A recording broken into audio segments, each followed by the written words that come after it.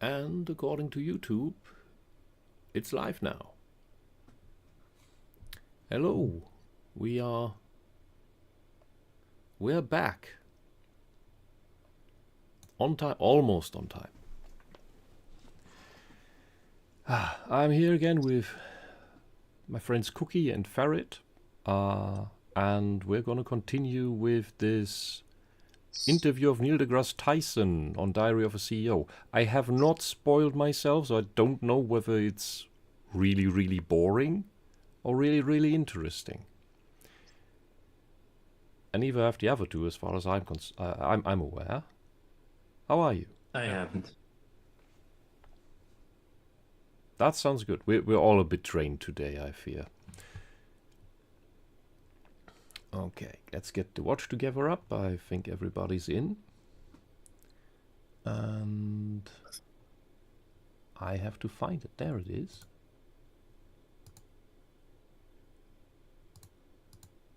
Oh.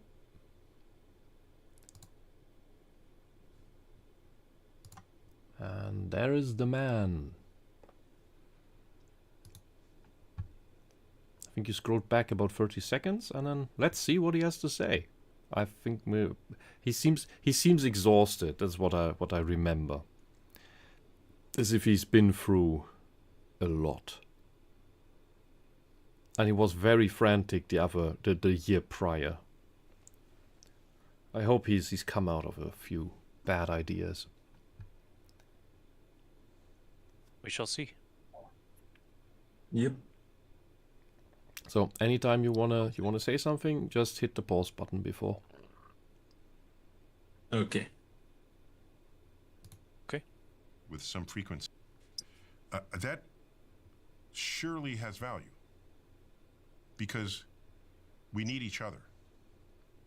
I'm jealous when you drive down the country road and there's a deer just walking around. And I'm thinking, society collapsed. That deer is just fine. The deer was born in the woods, is finding food, is grown up. Whereas I need other people to survive in this world. I don't know how to hunt. I don't know how to skin game. I don't know I'd like knowing that there's a quart of milk waiting for me on the grocery store and ready to eat cereals. We have an interdependence as never before. Well, the first mistake is that you want to eat cereals. It's not healthy. But I understand the sentiment. But even the deer needs a herd to be safe. Don't underestimate that. Yeah, and on top of that, humans never. Humans are also a social creature. Humans can't really live alone for very long. You have some people who are capable of it, but for most of history and even prehistory, especially, living alone was not something that was a particularly good idea. There's a reason why in very, very tribal societies in desert areas like traditional Arab tribal culture, and I don't know what it's like in the Sahara, but like in Arabia, for example, betrayal is the worst crime possible, because what it means is that the group, which is essential for survival, its integrity is put at stake, and if the group can't maintain its integrity, it can't. Then the people scatter or divide, and then they might all die. I know it's only one example from one part of the world, but it comes to show like the importance of having a tribe, a community, a family. We're not tigers. Well, yeah. And we're not that low tech anymore. It's the thing when you get to a higher level of civilization. We all are so hyper specialized. Especially the people who do intellectual jobs. Like what do you even do when everything breaks down? You can't build a house, you don't know how to put a roof up. And that's why we have such wonderful channels like what is it? Simple tech? No, simple Primitive technology. primitive technology. Yes. The Australian guy who He has entered the I Iron think Age.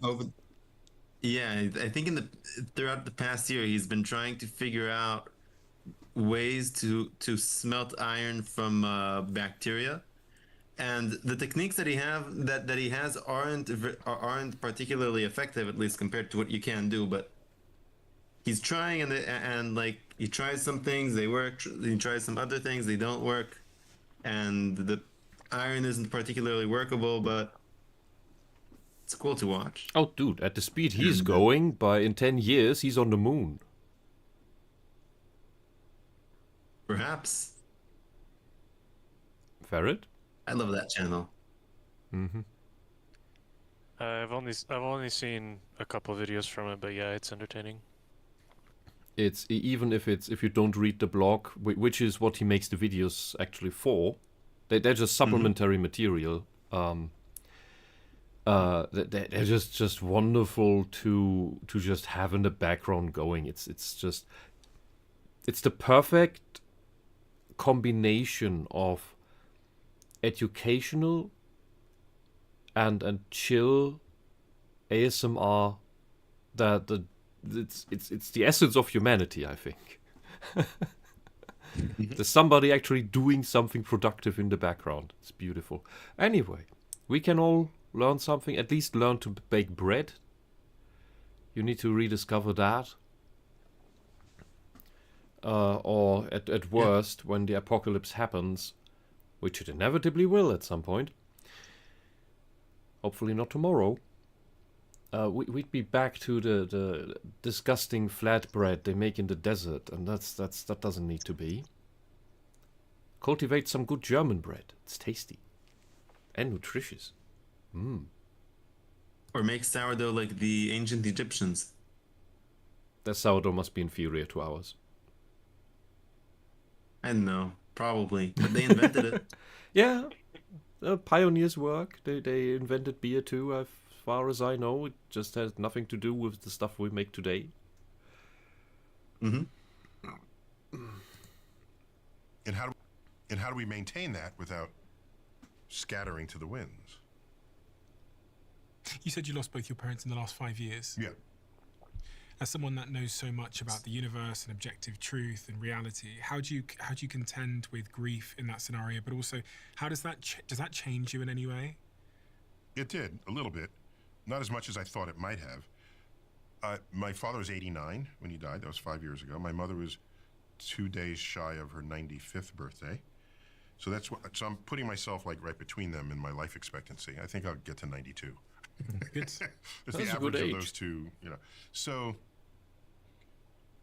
when you die at that age, it's sad, but it's not tragic. So that's an important distinction for me. Tragic life is a life that could have been lived, but through act of war or negligence or negligence of the person or of others, the life is cut Or short. malice. Then that's tragic. Yeah, this is a thing that your grandparents should teach you. It's sad when it's through the parents, because it's I call this the final lesson of the grandparents. Because when they leave, then you as a child realize that things are finite, that stories cannot be told anymore, and that you should have asked things, and that brings you closer to the present. In case you have a good relationship with your parents, hopefully. I mean, it's truly tragic when you don't, or even if it's only one. But if you do, that as a child already primes you to spend time with your parents, ask them their stories, what they know, all the fun stuff, get to know them. It's a life not fully lived. But if you lived a full life, they were married 50-something years, it's sad, but it's not tragic. In fact, it's not even sad. It's something to celebrate. And so I miss them. I miss them more than I thought I would, because they carried quite a bit of wisdom with them. My father was active in the civil rights movement. My mother was a gerontologist, so they both cared very deeply about the plight of others. And I'm their son, the astrophysicist. But So I go off with my head in the sky, but I was anchored into the human condition and anchored to think about it, to care about it. And when I encountered things in modern life, I wonder what my mother would say about that. I wonder what insights my father, and they're not there. I don't have them for that. So the way it's changed me is, it has put a greater expectation of me on myself. I'm not getting the, while I have it maximized, I'm not getting the UI from Watch Together. Can you put the speed to 125? I could do it.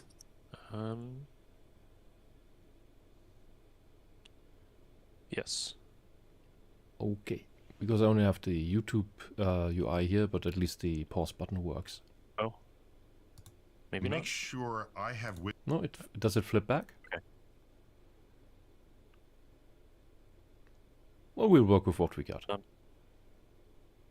wisdom may have that I worked, can we'll see. share with my kids, my 2 kids. The kind of wisdom No, it that didn't. I gleaned from my parents. So that, again, this is not wisdom of what car to buy or what job to have, because they have other values. They have other expectations of society. But in terms of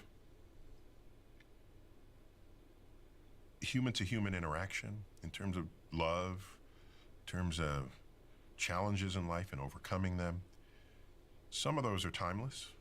Some of those are, how to navigate difficult people, how to appreciate nature so you don't take it for granted.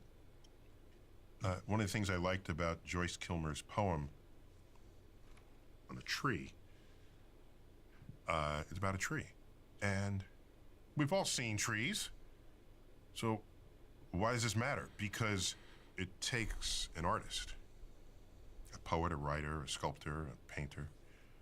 For me, the artist's job is to encourage us, stimulate us to pay attention to things we might otherwise take for granted. Because so much of life is what you might just walk by and not even give it any thought. Mm-hmm. And so I don't walk by trees without thinking something about that poem. What is the poem? I think that I shall never see a poem lovely as a tree whose hungry mouth is pressed against the earth's sweet flowering breast, a tree that looks at God all day and lifts her leafy arms to pray, a tree that may in summer wear a nest of robins in her hair, upon whose bosom snow has lain, who ultimately lives with rain. Poems are made by fools like me, but only God can make a tree. That's beautiful. That's good. Yeah. But only Pause God it for a can. moment. Something that I will note, though, observing Neil over the past few minutes, he seems to be in a bit of a pondering not phrase. Take a bit of break. a pondering stage, a bit of a Contemplative. yeah. Yeah, he's looking inward more. The last years when he was, oh God, was it on trigonometry that we Yeah. didn't finish? Yes. Yeah. He was just outwards hyper focused in a fanatic manner, like his eyes were bulging all the time. It was manic. Yeah. So I wonder. It could be that him losing his parents, like, and reflecting on that and his feelings around that are what set him on the path of, at the very least, contemplation. I forgot what he said when that happened, but didn't you last time say that it might have been the Kirk thing because that was recently before this? I don't remember anymore. Hmm. It could very well be. and from my impression of Neil, I don't think that he'd have wanted that sort of thing to happen. Yeah, which is what would be the thing that wakes him up, because that's what's been shaken endless amounts of people. Yeah. True.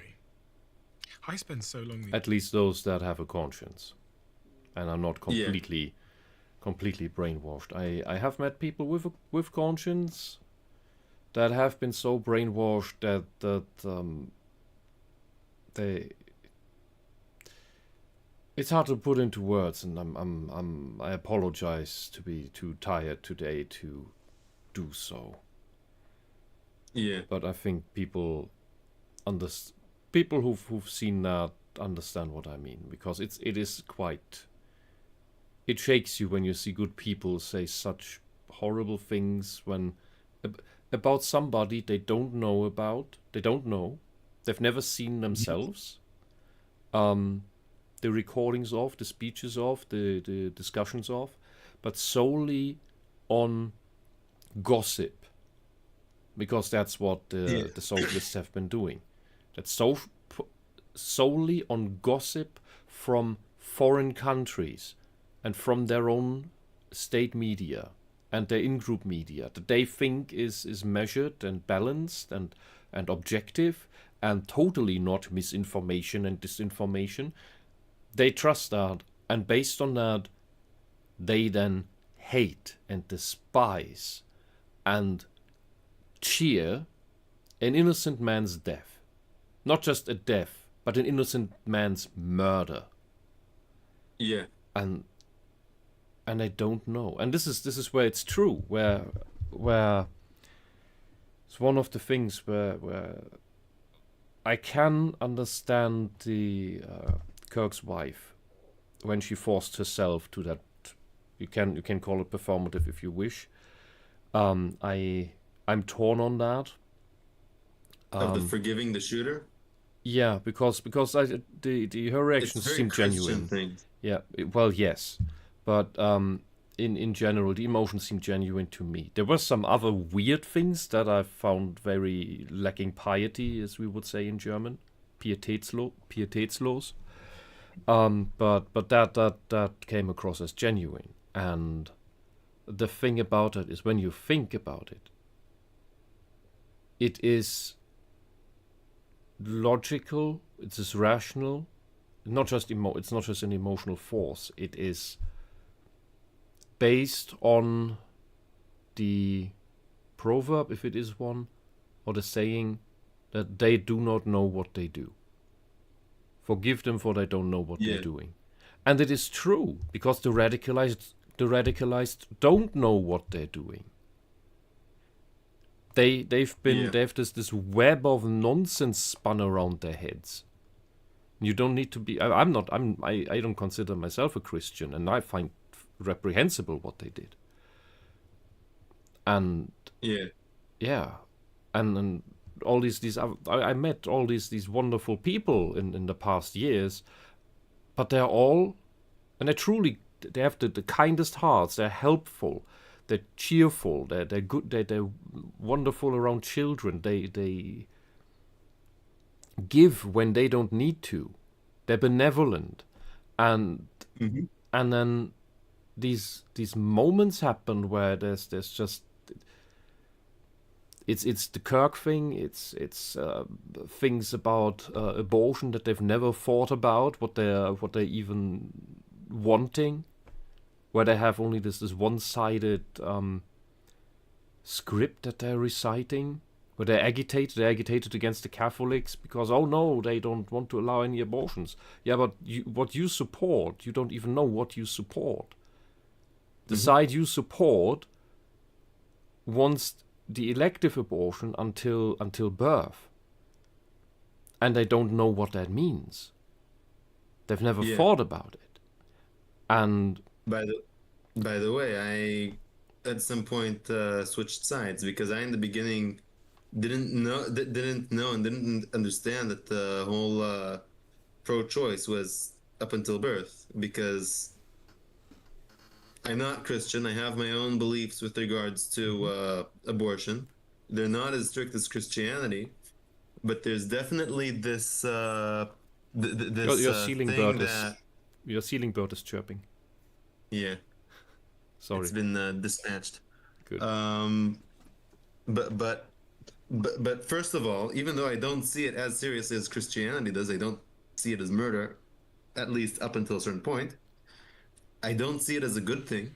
I'm not for it. But which I guess in a society like the United States, in which I don't live, it's a bit difficult to formulate. Yeah. But I can understand what you mean with that, and also there's the They don't know the numbers. They all talk about the struggle snuggle cases and the too young cases.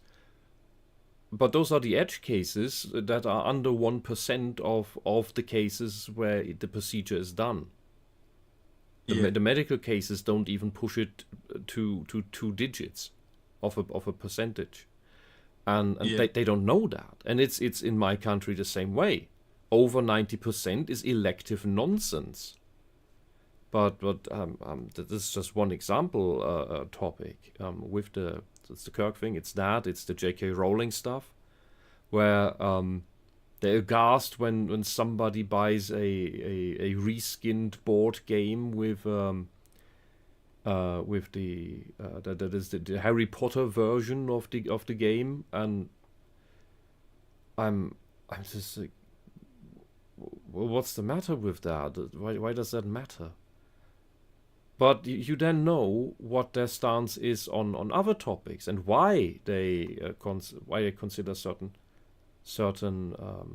people bad. So because the only reason to take offense with J.K. Rowling is if the person who agrees with being offended by J.K. Rowling is on board with the trans ideology, which itself then means that you can expect certain, or should be able to expect certain behaviors then towards any potential trans people in the room of any kind. But they don't act that way either, which is in a way a bit hilarious. But it's I do not understand it. I do not that on the one side these people are they are actually wonderful people, but then the brainwashing that they're not aware of, because if you can't be brainwashed and aware of being brainwashed, because that is that moment you make the decision of, well, now I officially agree with the thing, or I get rid of the brainwashing because I feel offended by being brainwashed, that somebody did this horrible thing to me, that somebody tricked me. And in short, they don't know what they're doing. So there are malicious people, but most of them aren't. Most of the people on the left, I would say probably 95% of the people on the left are useful idiots. They're kind, wonderful, good people that have been propagandized and get their 2 minutes of hate about present-day Immanuel Goldstein, and next week it's another Immanuel Goldstein. If Trump is gone, it's something else. It's J.K. Rowling, it's Trump, it's the AFD, it's anything else called right-wing, when they don't even have a definition for that. But I'm sorry, I'm getting lost. We have some chat messages. Rabbit says, Cookie, most of the science agrees that life begins at conception. You have the new genetic code, new being is manifested. Yeah. And I do understand the R and incest, but anything else I am against. Well, that's understandable. Yeah. The abortion debate, I think that's something that I could save for a later time. I know at least the gist of it with regards to because, for example, there is a difference in Judaism between something that is already born and isn't born yet, and there are different stages and different thresholds with regards to what the thing is considered. Abortion is a bad thing that you shouldn't do, and I think that there's also something to do with regards to, does it have a shape of a human being or not? And of course, there's the, can it survive on its own or not? Well, that's the And the last is the 5 months thing, and but before that you then have the question of, well, at what point do you consider it human shaped? that is, to, I think, 2 months, I think. Yeah, but there are, well, it depends on the fetal stages because well, when does it look like a monkey? When does it look like a fish? I don't know the details of everything, but a lot of that stuff was decided, like discussed and decided over like 1,500 years ago, at the Yeah. very least, I think. Yeah, when we And weren't that advanced. they put a threshold that, like, if you wanted to abort, you could do it up until 2 months. After that, you need to carry it to term, unless it poses a risk to the mother. Well, that's a good time. In which case, if before the baby emerges from the womb at all, if you have to choose between the fetus and the mother, as in you have to kill one in order to save the mother, in order to save the other, then you save the mother. However, once it started coming out, then the fetus is already fully emerged into this world, in which case you can't do anything.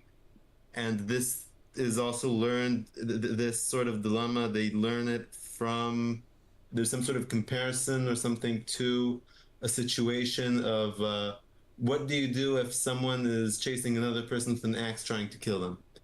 I don't know all of the details of it, but like,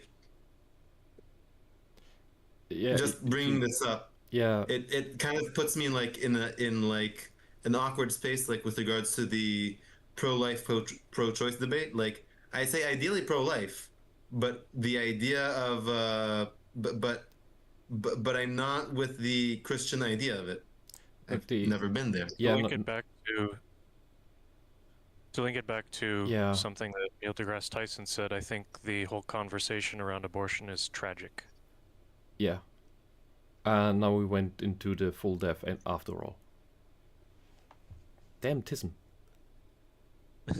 Yep. Yeah, but going about that topic with making charts might actually help, because there is a lot to say about it, and just to clear up the numbers with it, because people are simply not aware. They don't know that all they argue for are absolute rare edge cases. Yeah. And that is how they're used in order to make justifications for something they are actually not in favor of. This is just the last thing I'm going to say on that. That's what I wanted to get at, actually. That they are not aware of the actual numbers that are happening. And when you talk with them, what do they actually want? And you see this in some of these confrontation videos. You ask them, well, what are the cases that you would be for, and what would be the cases that you are against? Most people are actually for the 2 to 3 months rule, that barrier. They don't know that the left wants more. That's the crazy part. These days, thinking, and also ideally about what all of this means, and yes, what I was going to say was, there are other solutions other than abortion. Yeah, of course. This sort of situation happens. Yes. I've got more and more. I saw you talking about the simulation theory once or twice, and I started to fall into that that whole of thinking. Oh yes, you gotta step outside every now and then, and Before he goes into it, do you want to say something on simulation theory, Farid? I mean, what else is there to say? We're obviously in a simulation. Joke or serious? That was a joke. I think that it's it's one of those things that's endlessly fun to think about, Mhm. and you can use science to make a lot of what's the word? I think there are a lot of like credible signs for it, but it's one of those things that by its nature we probably aren't ever going to be able to prove. You know, like if you are in a simulation, how do you prove that there's something outside of it? Which kind of, there's a theological aspect to that as well. Like, you know, how do you prove heaven exists, for example? But that's kind of a branch from the overall thought. That's easy. I just look up. Um, I I have- think simulation theory is fun. Yeah, fun is it definitely. My question, I would rather have a counter question for that one, and that is that relevant to know? Simulation theory. Whether we are in a simulation or not. Is it relevant to know? Does it matter to us in the end of the day with regards to how we should act? Because if the answer is no, if either way we still need to be good people, and we need to do good things and Oh, uphold the world and creation and whatnot. No, the Then- counter to that is that people will then say, oh, but if it's a simulation, it's not real and nothing matters, and I can be an asshole because there's no consequences, because I'm not real. So nothing is real. And because they think that it only matters if it is the original, if it's not made up. My counter to that is that there are consequences. There are consequences inside the simulation. Mm-hmm. I would be on board with that as well. That it is our level of reality, Mhm. and we have to work with that. It's Yeah, if real you are to playing- us. If you're playing a game, you have to act within the rules of the game. Mm-hmm. I'd even go a step further, and you don't you don't know what consequence your behavior within the simulation would have outside a simulation, because maybe if the simulation is a bad simulation because of what's going on, it would be terminated, and then what's the point of that? You just ruined everything instead of letting things perpetuate, because we're essentially bring about your own demise. And if you exist, I guess you can presume that there's a reason why you exist, and not that and not that it's only for you to meet your own meaningless end. Even though I did kind of talk circular logic just now, I think. Yeah, that's the fun about simulation theory. So we have the relevance question, and I think it's only truly relevant if the goal of the simulation is whether the simulation can figure out that it is a simulation. That's the only time it's relevant. But we don't know whether that is the goal, so we have reason to try to figure out whether it is a simulation. And a theological argument would be, well, what if the entirety of existence is just a thought experiment by the infinite creator? Just as you can simulate worlds inside your head, at least if you can rotate apples in your mind. Can you rotate apples in your mind? Yes, we've had this Yeah. conversation. Okay. Yeah. Okay, so we have all simulations in our heads, and they hopefully don't figure out that they are simulations, or they will try to take over our brains. Oh my god. Let's get snacks. Smell the roses. But you said you wouldn't be surprised if people found out the universe is simulated by some sort of advanced life form. Yeah, given what we can now compute, throw in quantum computing on top of that.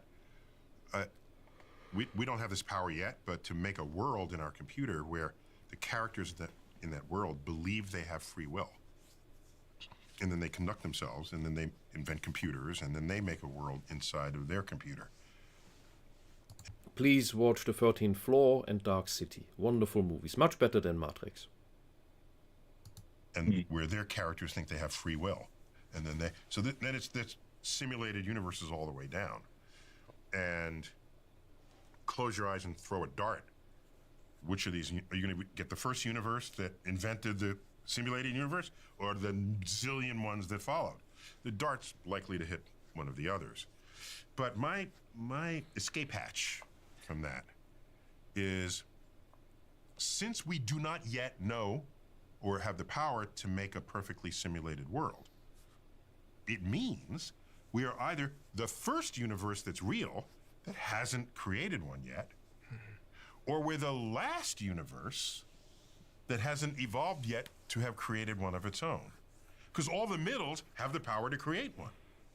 So that takes it, a zillion to one against us to maybe 50-50. Oh, interesting. Yeah. I've never heard that before. So I'm a little more comfortable that way.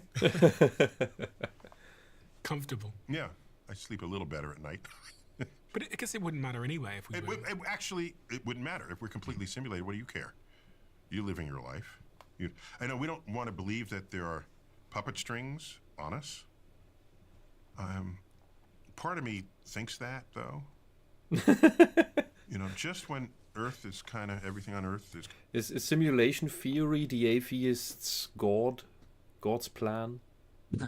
Well, it is he's touching on a legitimate conversation about the nature of free will, and does it just boil down to probabilities? Like, is the entire universe predetermined based on the probabilities of certain reactions happening and such? Where was I going with that?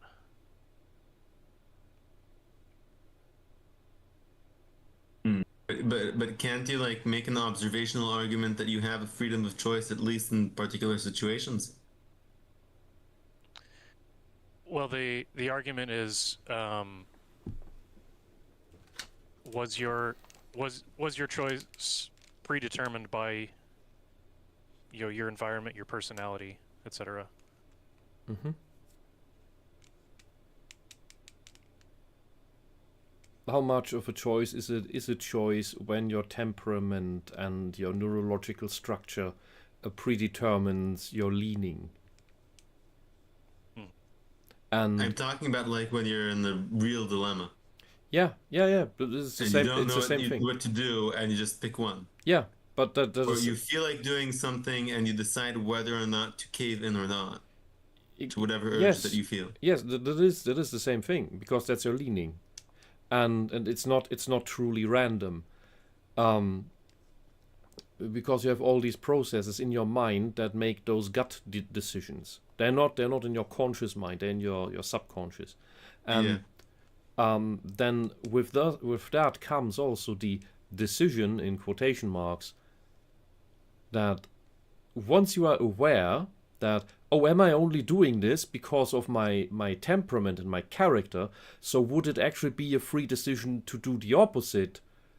You only think that once you're aware that it might be predetermined, and then it depends again on your temperament and character and your neurological structure on whether you then say, oh, and that's why I will choose the opposite of what I want to choose. Ha! That's free will. But that really is just your temperament again. Yeah, and it's also a predictable pattern of behavior. And that's where we get into the whole free will dilemma. Just go with your gut. It knows what to do. Yeah. I like his comment though about how whether or not we're in a simulation, it doesn't really matter. We kind of touched on that earlier about morality. I'm glad you It's a figured that. 50-50 chance. Mm-hmm. Well, even if we do develop it, that only eliminates that we are at the end of the chain, but it doesn't mean that we are in the middle of the chain, just that we then don't know. We could be in the beginning of the chain. Exactly. It's then just a 50-50 of whether we are at the beginning of the chain or anywhere in the chain.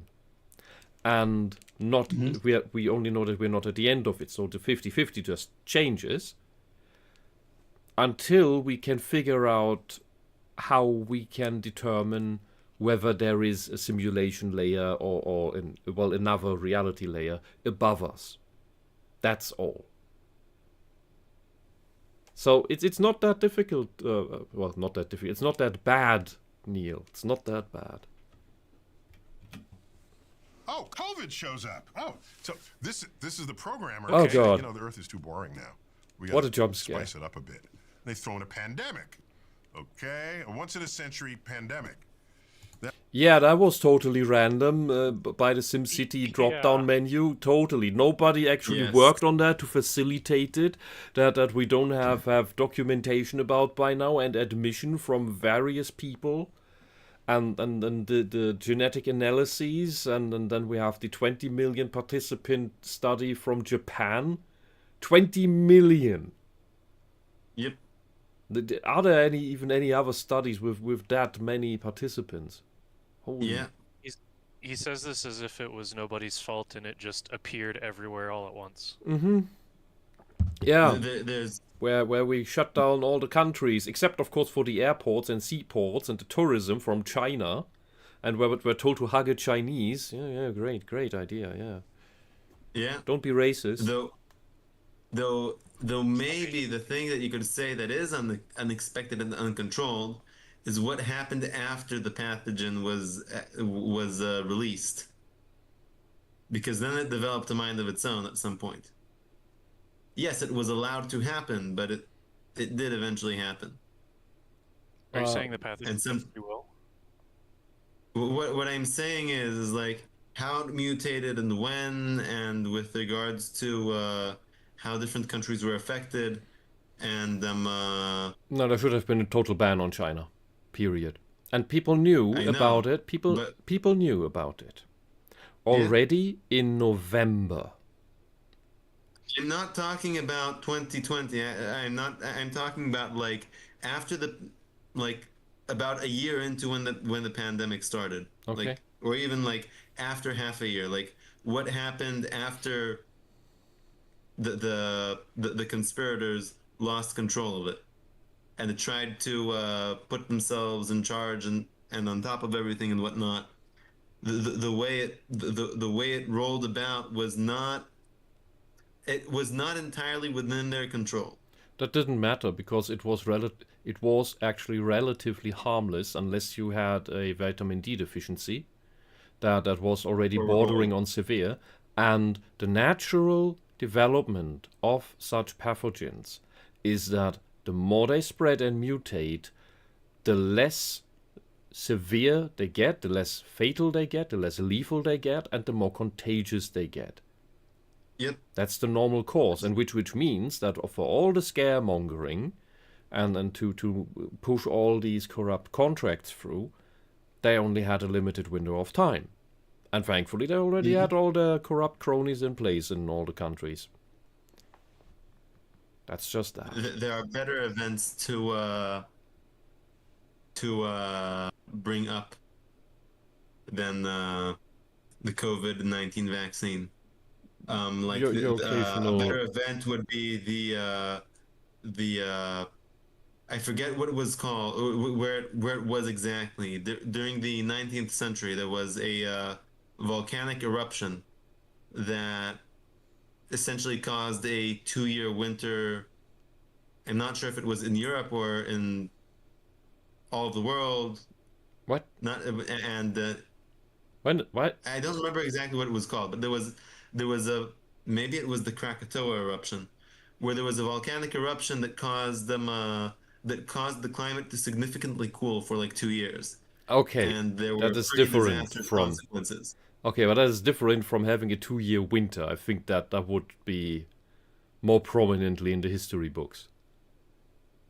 It does appear in the history books. It's not really like Yeah, but winter not- with snow and whatnot, but like they didn't have it was like one summer was there was a proper summer that was like skipped.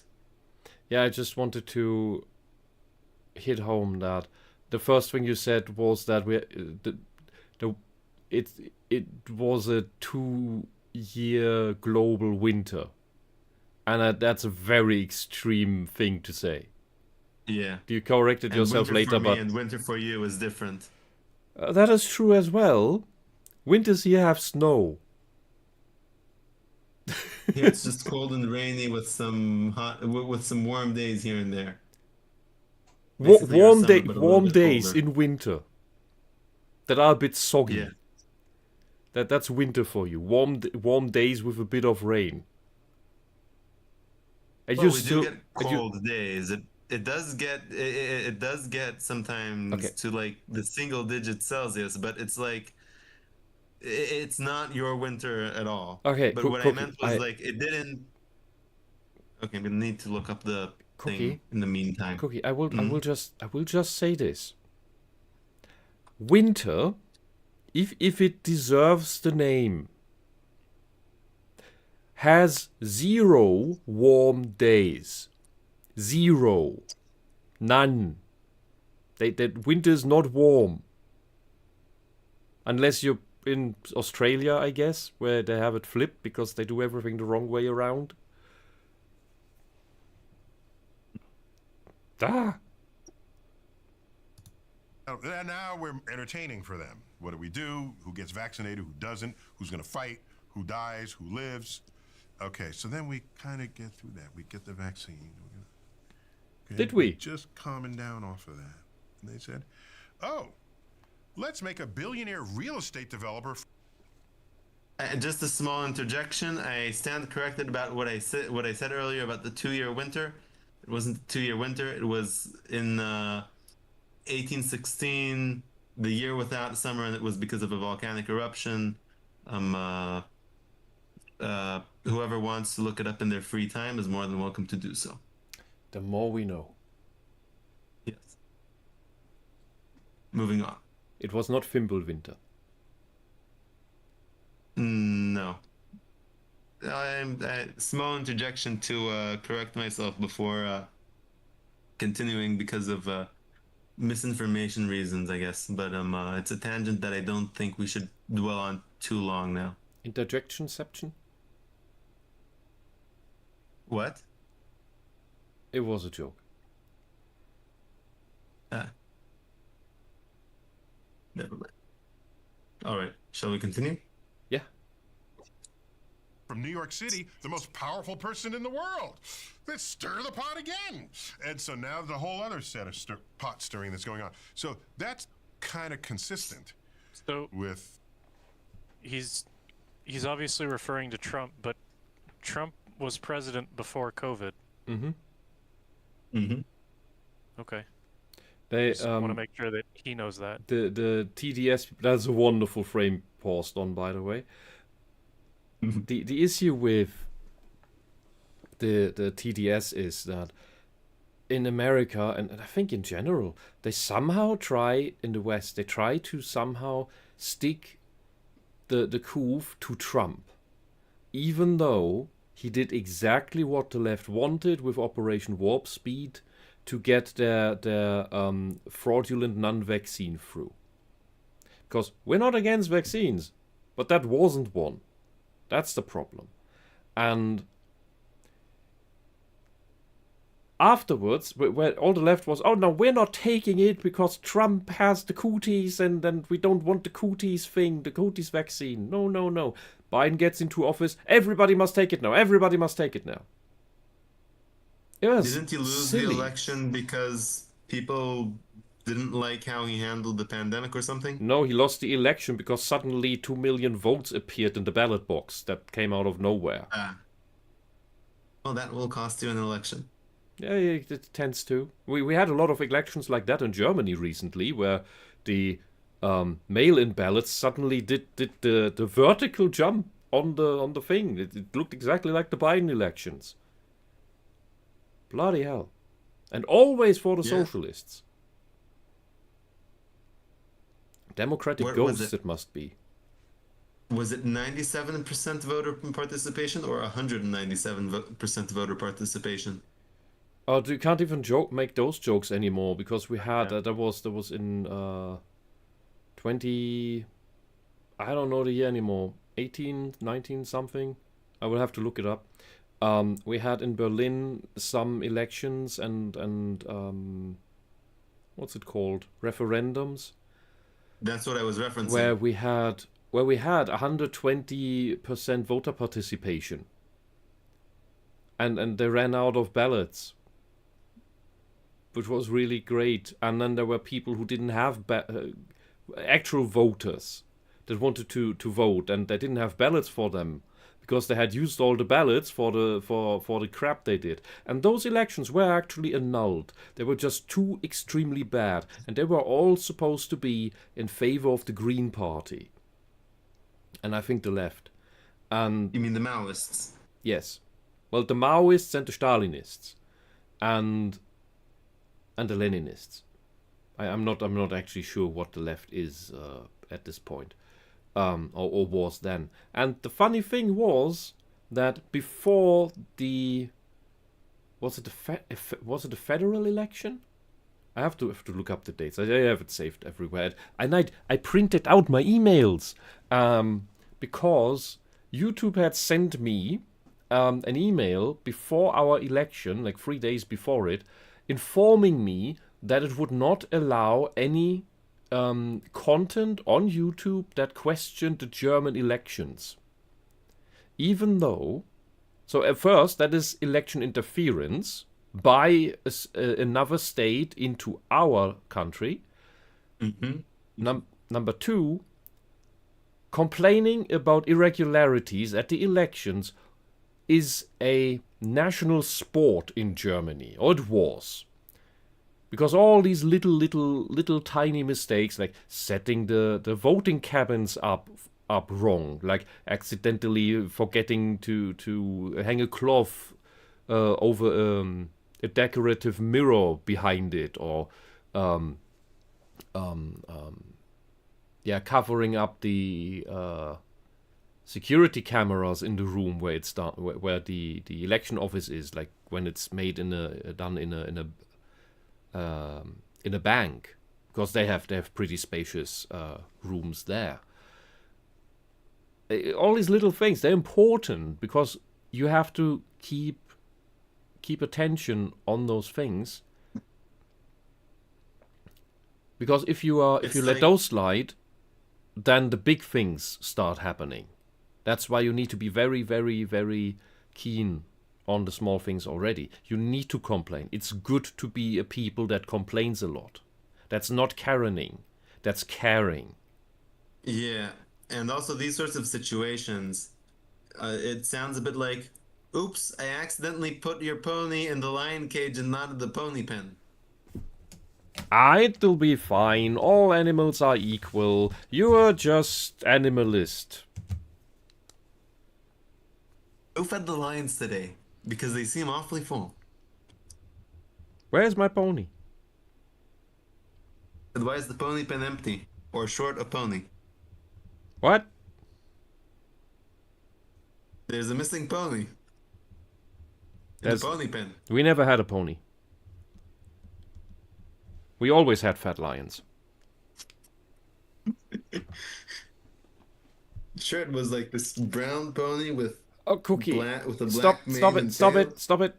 You're overtisming. Fine. You're overtisming. Gear back. Sorry. I will. Okay. Moving on. A snot-nosed alien kid in the parents' basement programming our existence. That's what I would do. I would throw in interest. There's a game, Sim City. I always made the joke that in my when I was more active on the atheism part, like the silly YouTube atheists, that if there is if God is the creator is real, is a person, and intelligent design is real, which everybody who studied physiotherapy knows or becomes a surgeon knows is just absolutely insane, because that is not the human body is not very intelligently designed. It's Frickelware, as we say. It's You eat and breathe from the same hole.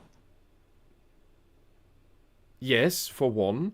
The other is that there are so many things in the human body that are just slapped together with duct tape, like the knee, or Oh God. this see exactly, or this The weird lumbar spine. this muscle in our hips somewhere. I forgot what its name is. That serves no purpose. It's rudiment. It's a rudiment. It's just there. There's no movement that we do where it's required, where it's helping.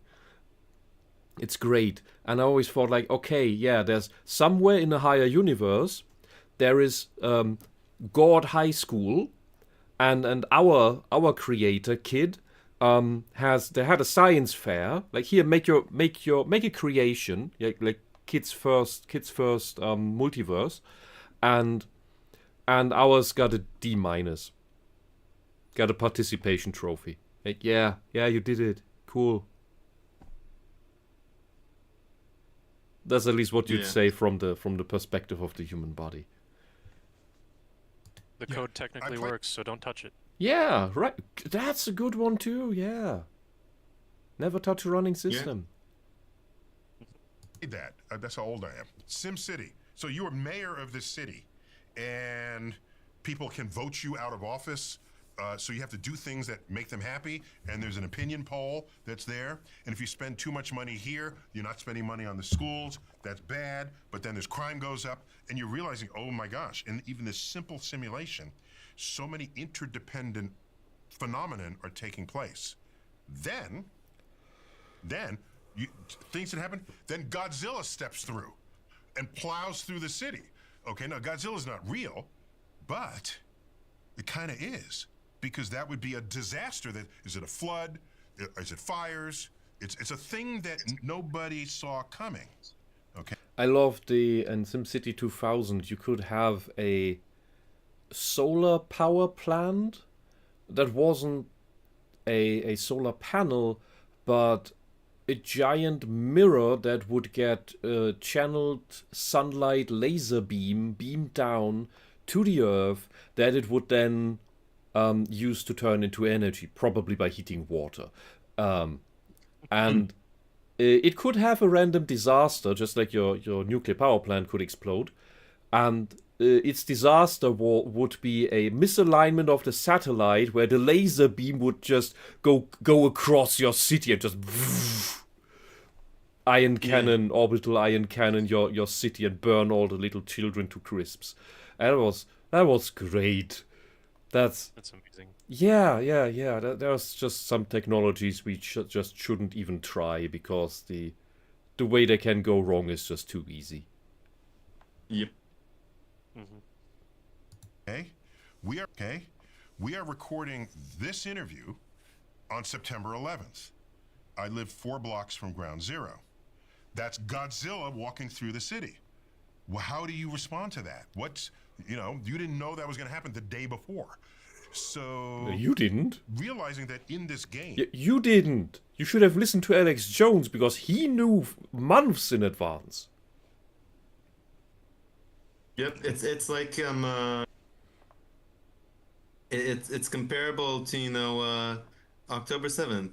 Nah, they're not gonna do something like that. Oh, what? You sure? Attack at a music festival right across the border on a holiday where the army takes longer to respond? No. Or where the low-ranking intelligence soldiers have been telling their officers that something's going on, and then the higher-ranking officers decided, "Oh no, you're just imagining it." Yeah, I would put all those on trial. Well, they're probably gonna get away with it, sadly. Even though if the they- head there of were- there were- intelligence, the head of intelligence did quit, as in he probably would have become chief of staff if it weren't for this failure. But he only quit, when he finished his term when he finished his term, which means Also, you just wouldn't continue. nothing. Yes, he just didn't continue, which That's the not man really should be stepping sitting down. in jail. Yeah, that's not really stepping down. Stepping down would be an immediate thing. The crazy thing about October 7 is that I think people have dug up videos of some more well-known Islamists bragging about it, not by name, but that they were planning something that they were looking forward to. Yeah, and there are people in charge of it, And we're supposed to following this believe, sort of stuff. yeah, and we're supposed to And they believe that tell their the commanders, and their commanders say, "Oh no," they say it all the time. Nothing's going to be happening. yeah, Oops. and with the bestest of the bestest, sir, intelligence service, secret service on the planet, allegedly, that spies on everyone, that manipulates everyone in the world. They didn't know this? Just as with 9/11, I don't believe it. I believe though that the United States. I seem to recall here. I need to figure out where it was exactly.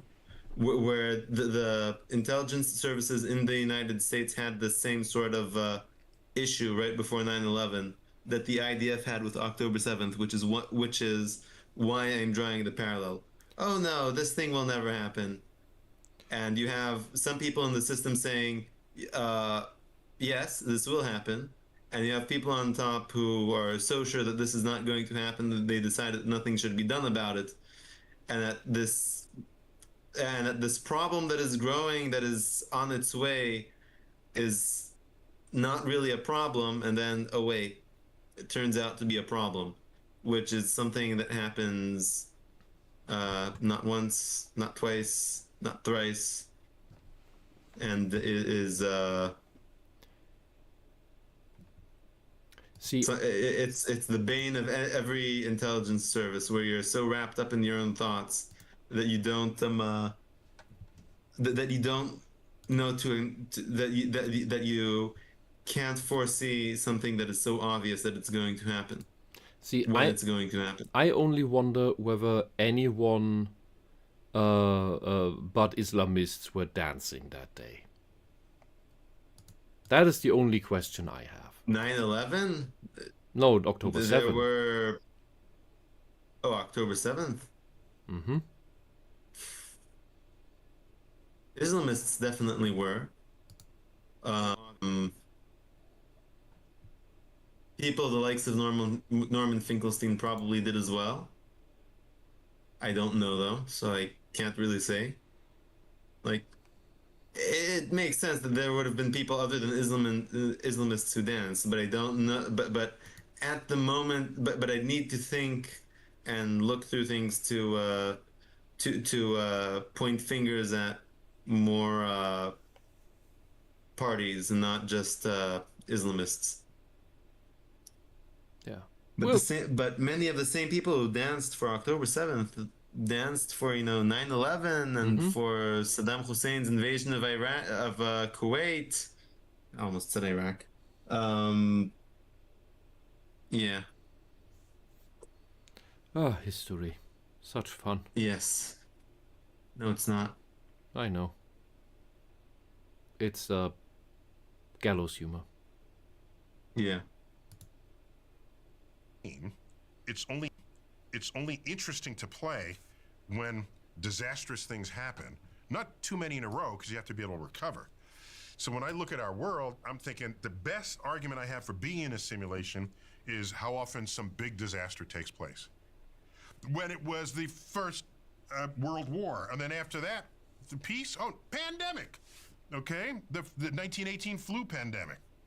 He's giving the worst examples. He could have said, the year without summer, like any sort of year where you had a terrible volcanic eruption that had a very negative effect on the climate. That is something that is not necessarily foreseeable and humanity has no control over.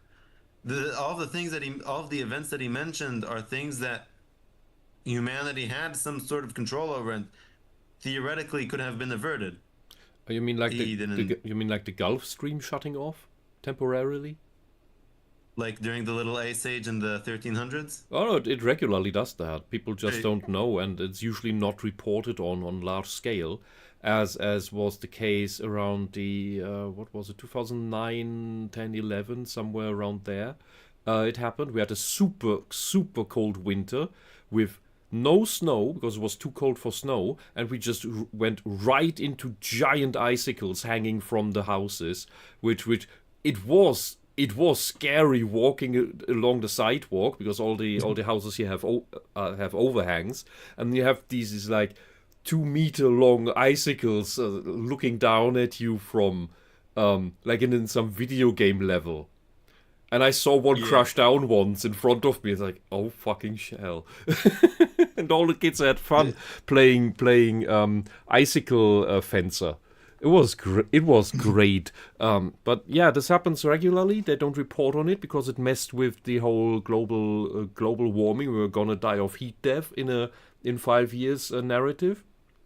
But since they changed it again, now we've had headlines again about the next ice age is coming because the Gulf Stream is shutting down. So we're talking about that now. Hooray! Even though the Gulf Stream shutting down, from what I understand, it's the cold spells in Europe are related to warm spells in Europe. Like if you have a warm spell, you're going to have a cold spell after that because the warm spell happens as a result of some sort of miscalibration with the Gulf Stream. And there's an interesting like climatic effect where when you have a warm spell in Europe, you have famines and droughts and disease in the Middle East and the population boom in Europe, and vice versa. And the First Crusade hit one of those time zones. So, not time zones, one of these periods where you had a warm spell in Europe, everything was lovely, but but in the East, the Byzantine Empire was having failed crop after failed crop and plagues, and you had the Turks coming in from Central Asia because they were hungry. Oh. And there was all of that mess, and because there were so many Europeans in Western Europe, and they started bickering because I guess population booms have their own tensions. Well, the Crusade was a wonderful channel for that. Okay, so And then yeah. And then when the Black Death came, that was during the Little Ice Age when you had like a sort of reverse thing going on, and these sorts of pendulum swings are things that happen, and even in interglacial periods like today. Okay, so for one, the Gulf Stream always switches back on. Number two, that means after we've cleaned up Europe again from the invaders that just want to destroy us, we just wait for a warm period, and then we can retake Byzance and re-establish it.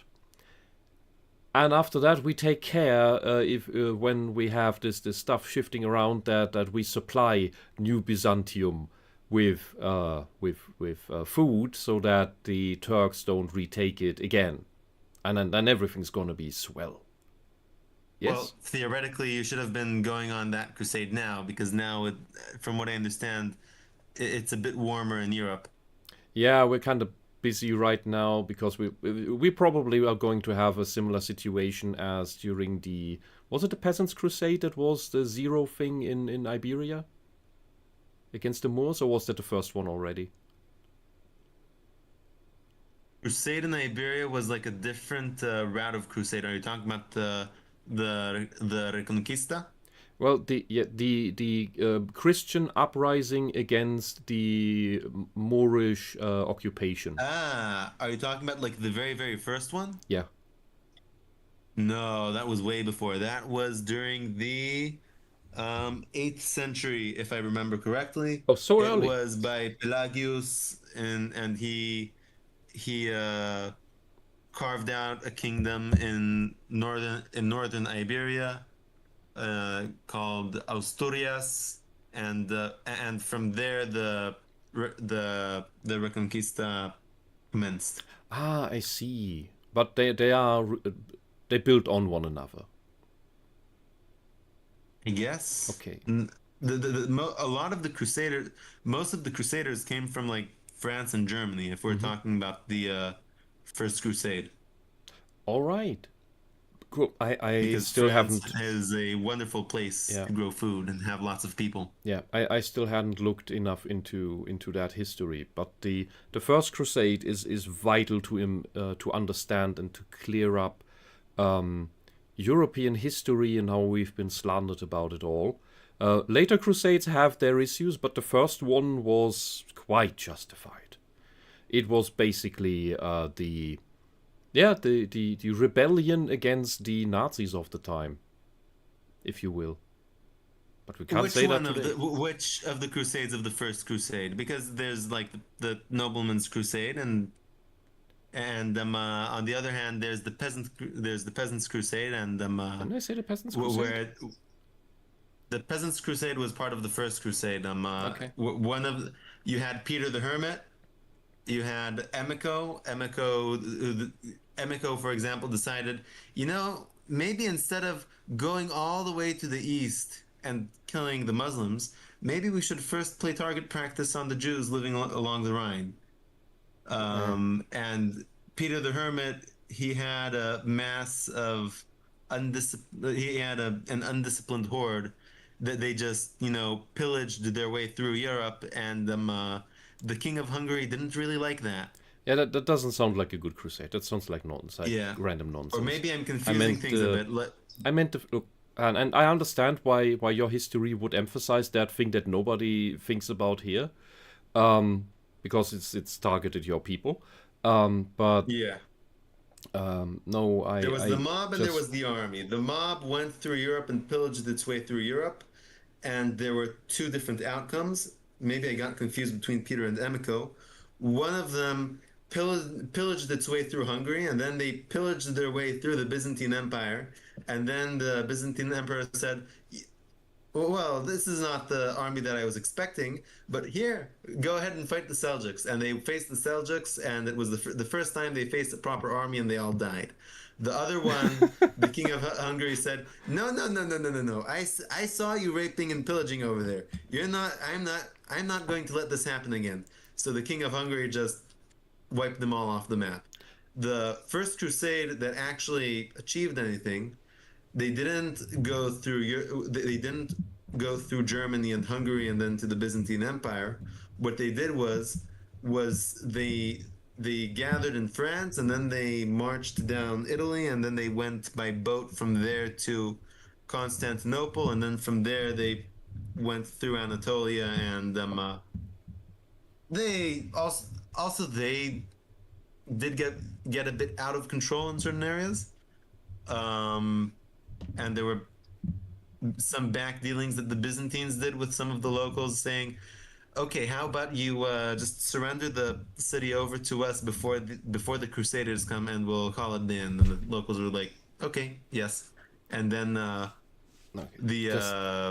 to wrap up the tangent. Yes. What? The First Crusade was complicated. Yeah. And I had a wonderful cartoon animation of that funky mob going across the map, like in an Asterix movie, in my head.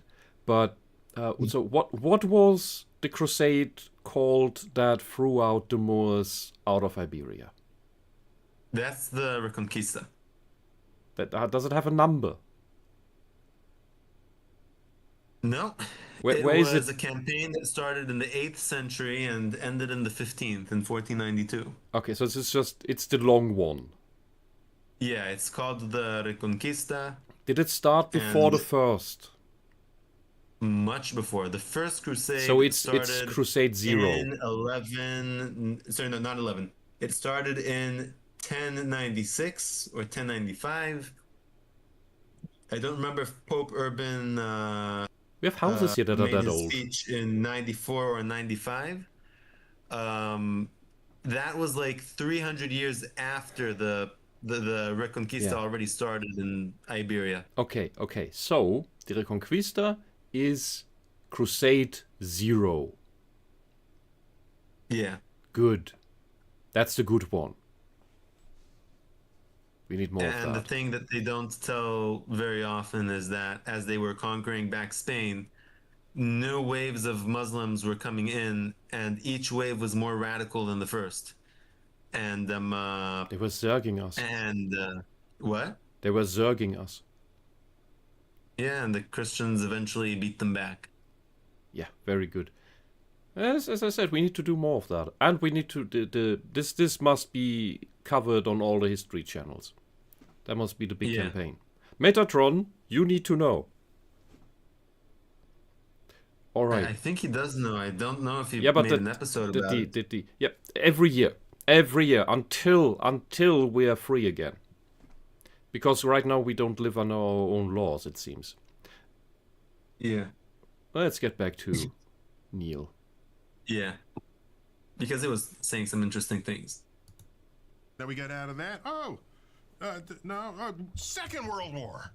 Okay, we get out of that. It's the Cold War, nuclear holocaust. Okay, so that's So we had the First World War, which was caused by a communist Serb assassinating an Austrian monarch.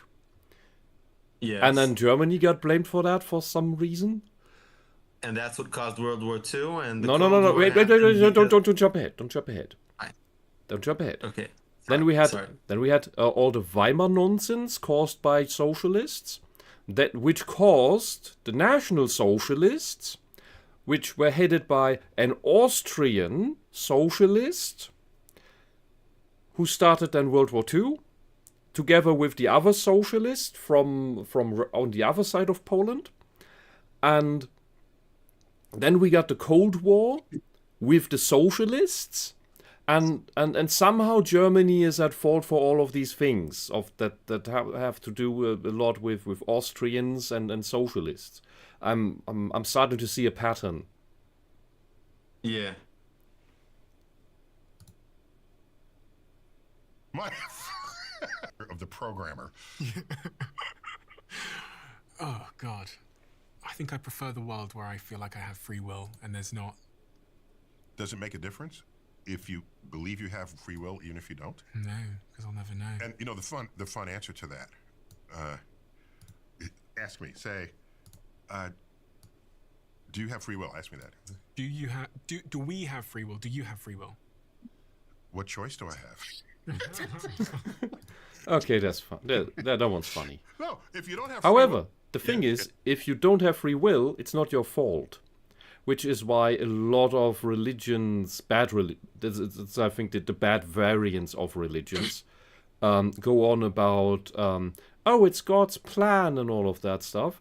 Because, well, if it's God's plan, then I had to act that way. Because God wanted it that way.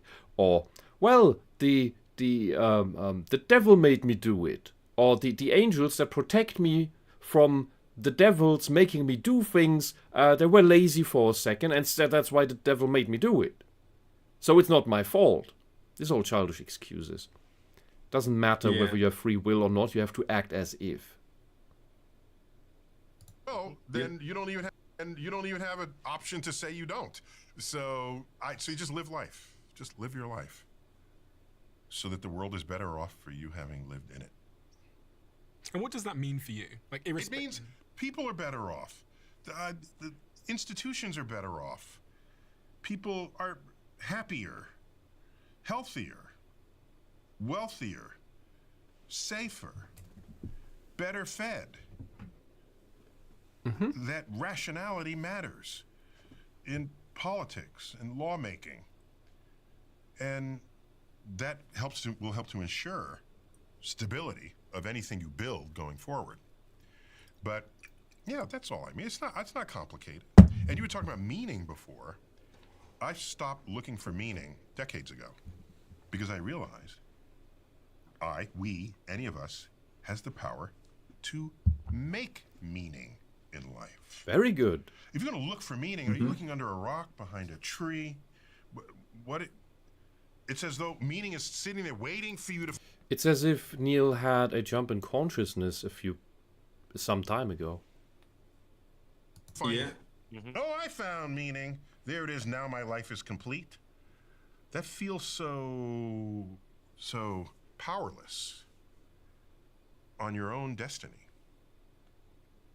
Whereas I make meaning. I want to learn something today that I didn't know yesterday. I want to lessen the suffering of someone today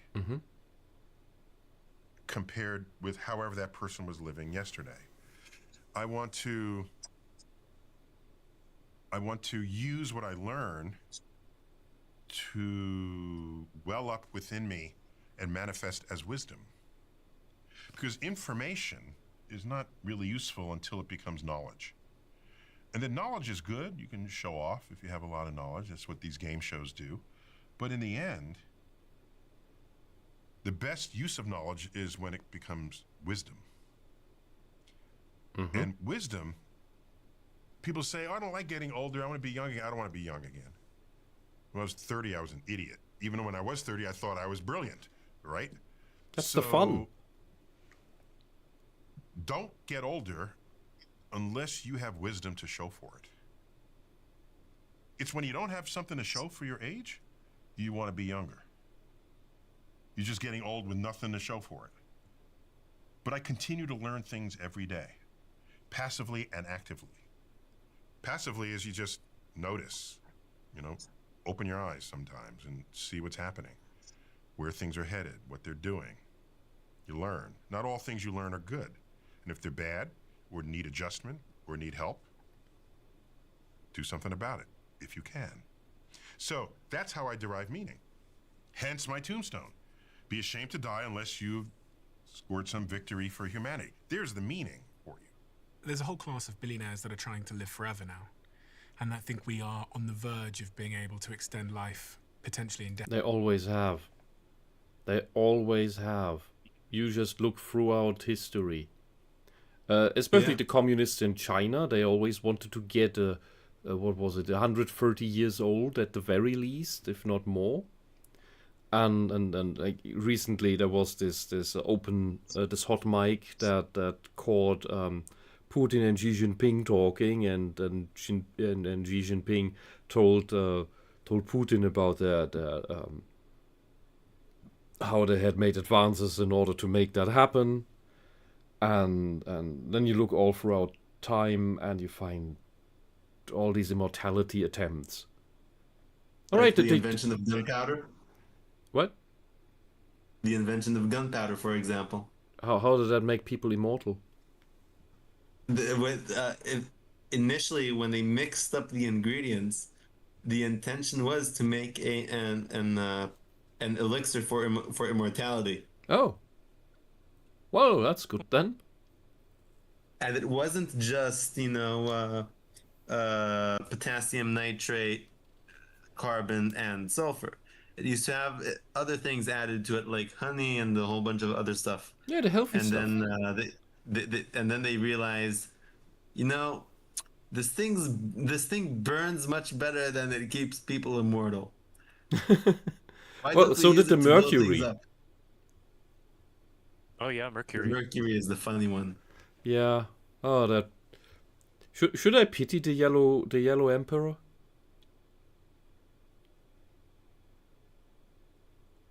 I try not to pity anyone.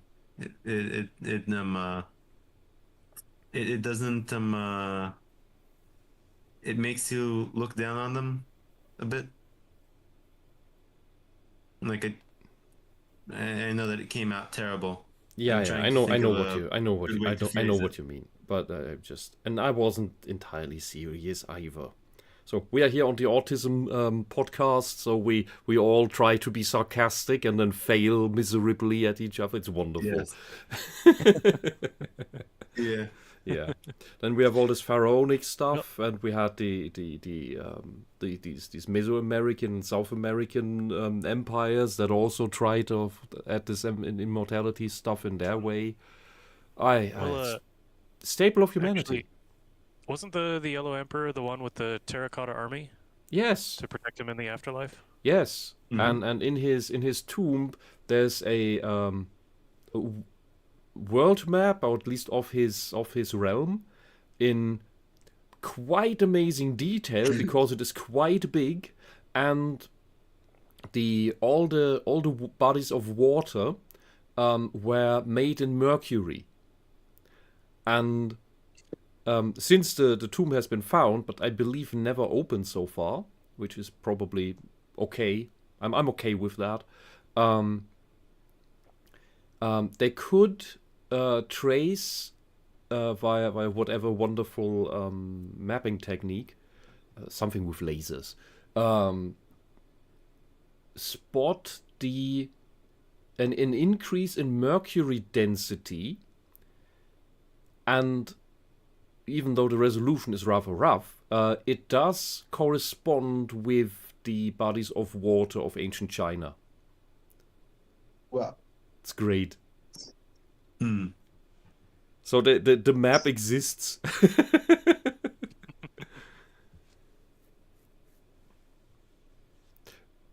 Definitely. Yeah, we're looking for the date.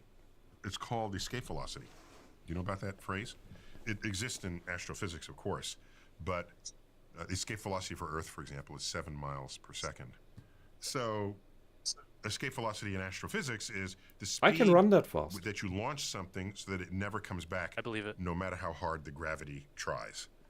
Okay? So every object has an escape velocity. The escape velocity in aging is, the idea is there is a generation yet to be born, but in the very near future, who will not only live longer than the previous generation. So here's a cleaner way to say this. Every year, you can expect to live 1 month longer because knowledge about human physiology has gotten better. Okay. Okay? Just think about it that way. Yeah. And so we know what to eat, what not to eat, how to exercise, how to not over-exercise, how to maintain your health, your health and physiology. All right. There will come a day where every year that you're alive, medicine has figured out a way for you to live an extra year. That's the escape velocity. So every year you live another year. I was told that all our organs have different maximum expiration dates. Like the liver can go up to 200 years. The problem is the brain. That's the important one. And that has a I'll lower bring up limit. another problem, and it's not a physiological problem. It's a the thing is that human generations, like you get within a line, so to speak, you get a new generation every 20 to 25 years, and something that my theory is that if you have people achieving immortality, then they don't let the young, then they don't give way to the younger generation to step in. But And then it sort of jams things up and they get frustrated. yeah, but they don't need There's a to. sort of natural course of people being born and people dying, and there's this sort of cycle. Yeah, but that's just what elves do. They're not elves. But if they're immortal, they're elves. There's a elf- point about that. Yeah, elves don't reproduce much. And they're very arrogant twats. So Yeah, it checks but- out. Yeah, but elves don't lose their reproductive abilities don't start going down after age 30. Well, that's just another thing to solve. Isn't Yeah. it? But I think the immortals will die out rather quickly because they have never learned to bake bread. Probably. And once everybody else is dead, then they just starve. There's also that that people become set in their ways, Like elves. and I think that's part of the the cycle of life and death that you have with humanity. It basically, you have a generation, they try to do things right, at least hopefully. They get some things right, they get some things wrong, and then their kids rise up to the to the same spot after them. And one of the things that they do is that they at least try to mend at least some of the wrongs that their parents did, or some of the problems that their parents left them. And yes, they'll leave problems for the next generation, but there's a sort of immortality through adaptation, because because your kids, they're supposed to carry on, at least ideally, the good things about you, but not the bad things.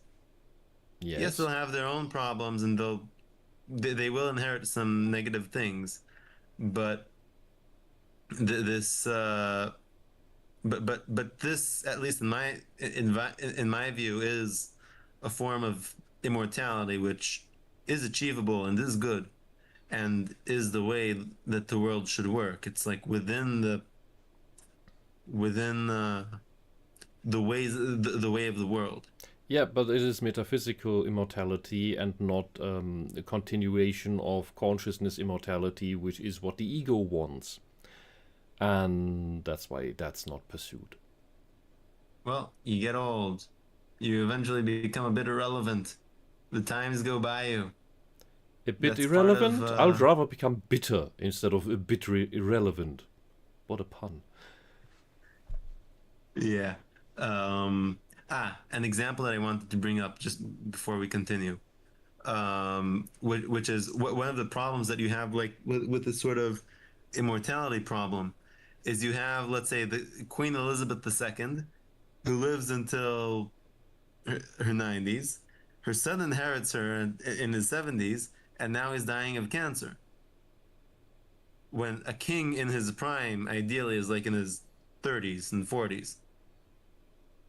A king in his prime is, sorry, I think it's like starting in his late 20s up until like his 40s. That's the prime age for a king to be a king of a kingdom. Or at least that's how monarchies seem to work. But well, it's a dynastic monarchy, and that is bullshit anyway. Yeah. Which is What why I mean is that the human systems will all break if humans were to become immortal, or if suddenly life expectancy were to jump 50 years from today to tomorrow. And yes, with longer life expectancy, we still need to figure it out, because people being alive is a good thing, but it being gradual, I think, is something good, and trying to achieve immortality and never die is something bad, because that's kind of trying to break the system. most people aren't made for that. I think that's just something for autists, because we can't just find new ways to entertain ourselves. Yeah, but then you'd still be, disconnected from the world. You'd be like these. Yeah, like autists. I'm trying to think of like a mythological equivalent for that, but nothing comes to mind at the moment. We were just too disconnected in the mythological world as well, so nobody even noticed us. Damn it. Yeah, like the hero might stop by their house for a cup of tea, or oh, you need this magic sword to beat the monster. Which one do Yes, you I want? do. I have told you about my wonderful collection of magic swords. This Yes. is a +1 elven cutter. But it doesn't cut elves. It's made by elves who cut things. And this is a just give me the damn Yes. sword. Elvin? And then is he the takes sword the sword and defeats the monster. What? Nothing. Please. I said Elvin is the sword immortal? Yes. Good. And after that, it could be every year you live 2 years. So that's the escape velocity. So it's not just everybody lives forever today. It sort of works its way into the population. And yeah, I don't want to live forever. I don't. Liar. Take me off this earth. Provided, I still. See, that's what you actually want. You want to get off this earth because you think everybody's stupid and mean. and you want to see the wonders of the cosmos. And for a while, that will entertain you really, really well. So you want to live at least long enough in order to get through that.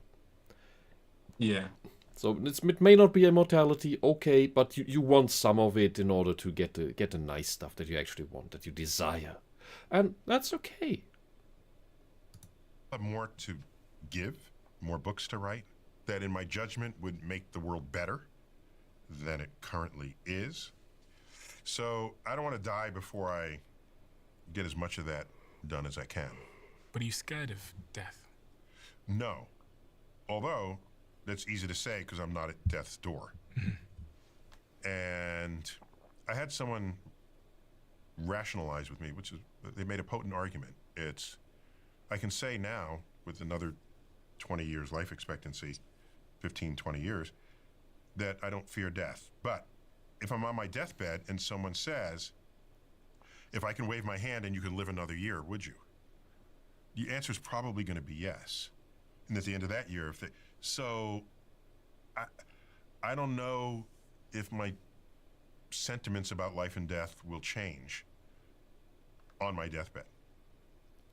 I know my mother, there's a point where she couldn't swallow and she didn't want a feed tube. And she said, my time has come. They put me in palliative care and then hospice. And she was dead 10 days later. So she was in charge of her. They could have fed her with a tube, and she would have been completely healthy for another, 5 years perhaps. But no. She raised 2 kids, 3 kids, 50-year marriage, happy life, stable life. And yeah, I'm good with that. So the billionaires, that's ego for sure. If you live forever, there are other people who you're taking resources from who would come behind you. That's one. But 2, are you still contributing to the world? Should you give another person a chance who's in school now, who might be the next genius that'll figure out the energy problem, the poverty problem, the pollution problem, are you figuring that out? No. You're in the last, you're 90 years old and you're just living on your yacht. So I feel like he's touching on like the points that I brought up earlier. He's like, even though we're definitely not like in agreement, like me and Neil, he's bringing up like the same issues. At least that's what it appears to be. This is a change, at least in him.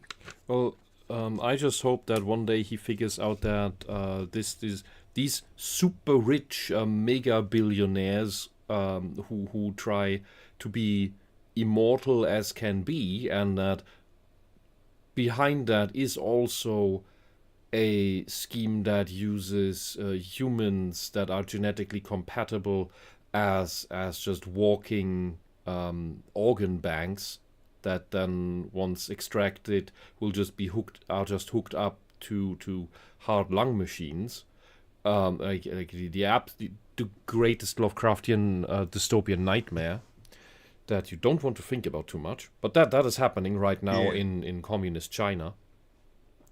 That he realizes that that's the socialists doing that, and he may still think that that's capitalism, that's capitalism. So that's been defined. Capitalism has been defined by the socialists, so it is not a trustworthy definition. Rather, it's a projection. Left and right. Yes, exactly. Well, and that conflation is just 300 years old, because that was made in the French Revolution with the soul. Oh, it's the people who sat on the right side of the parliament and the others on the left side of the parliament. And I'm sorry, that's just completely irrelevant, because. And it's just an excuse. The 2 main markers that are used for right wing, you find them on the left, which means that they're not unique to right wing, which means that right wing as a definition falls apart, and what it is actually just not left. Exactly, that's the big bad trick, and it's not, the right isn't defining itself. That's one problem. When you had movements like Mussolini and Hitler, who were still socialists, who claim to be right. And everybody wants to be right in the sense of the word, in the actual sense of the word. Because nobody wants to be wrong. You're either wrong or you're right. And the whole thing is that, yes, right is right, and left is wrong. Wrong is left. That is the ancient meaning. And for the whole parliament thing, well, people like to get close to the symbols they associate with. For example, if we painted the parliament room in the colors of the Pokemon starters, and you had one corner with Charmander, one corner with Shiggy, one corner with Bisasam, Ivysaur in English, I believe, and one corner with Pikachu, the people coming in who's played Pokemon in their childhood, they would gravitate towards sitting where their childhood starter Pokemon was. I would prefer to sit in the corner with Charmander because the others are stupid. And it's the same with left and right. And the left has always associated itself left throughout history. People are just not aware of that. So they would then naturally go to sit on the left side of the room because I like left. Left is good. That's what they believe.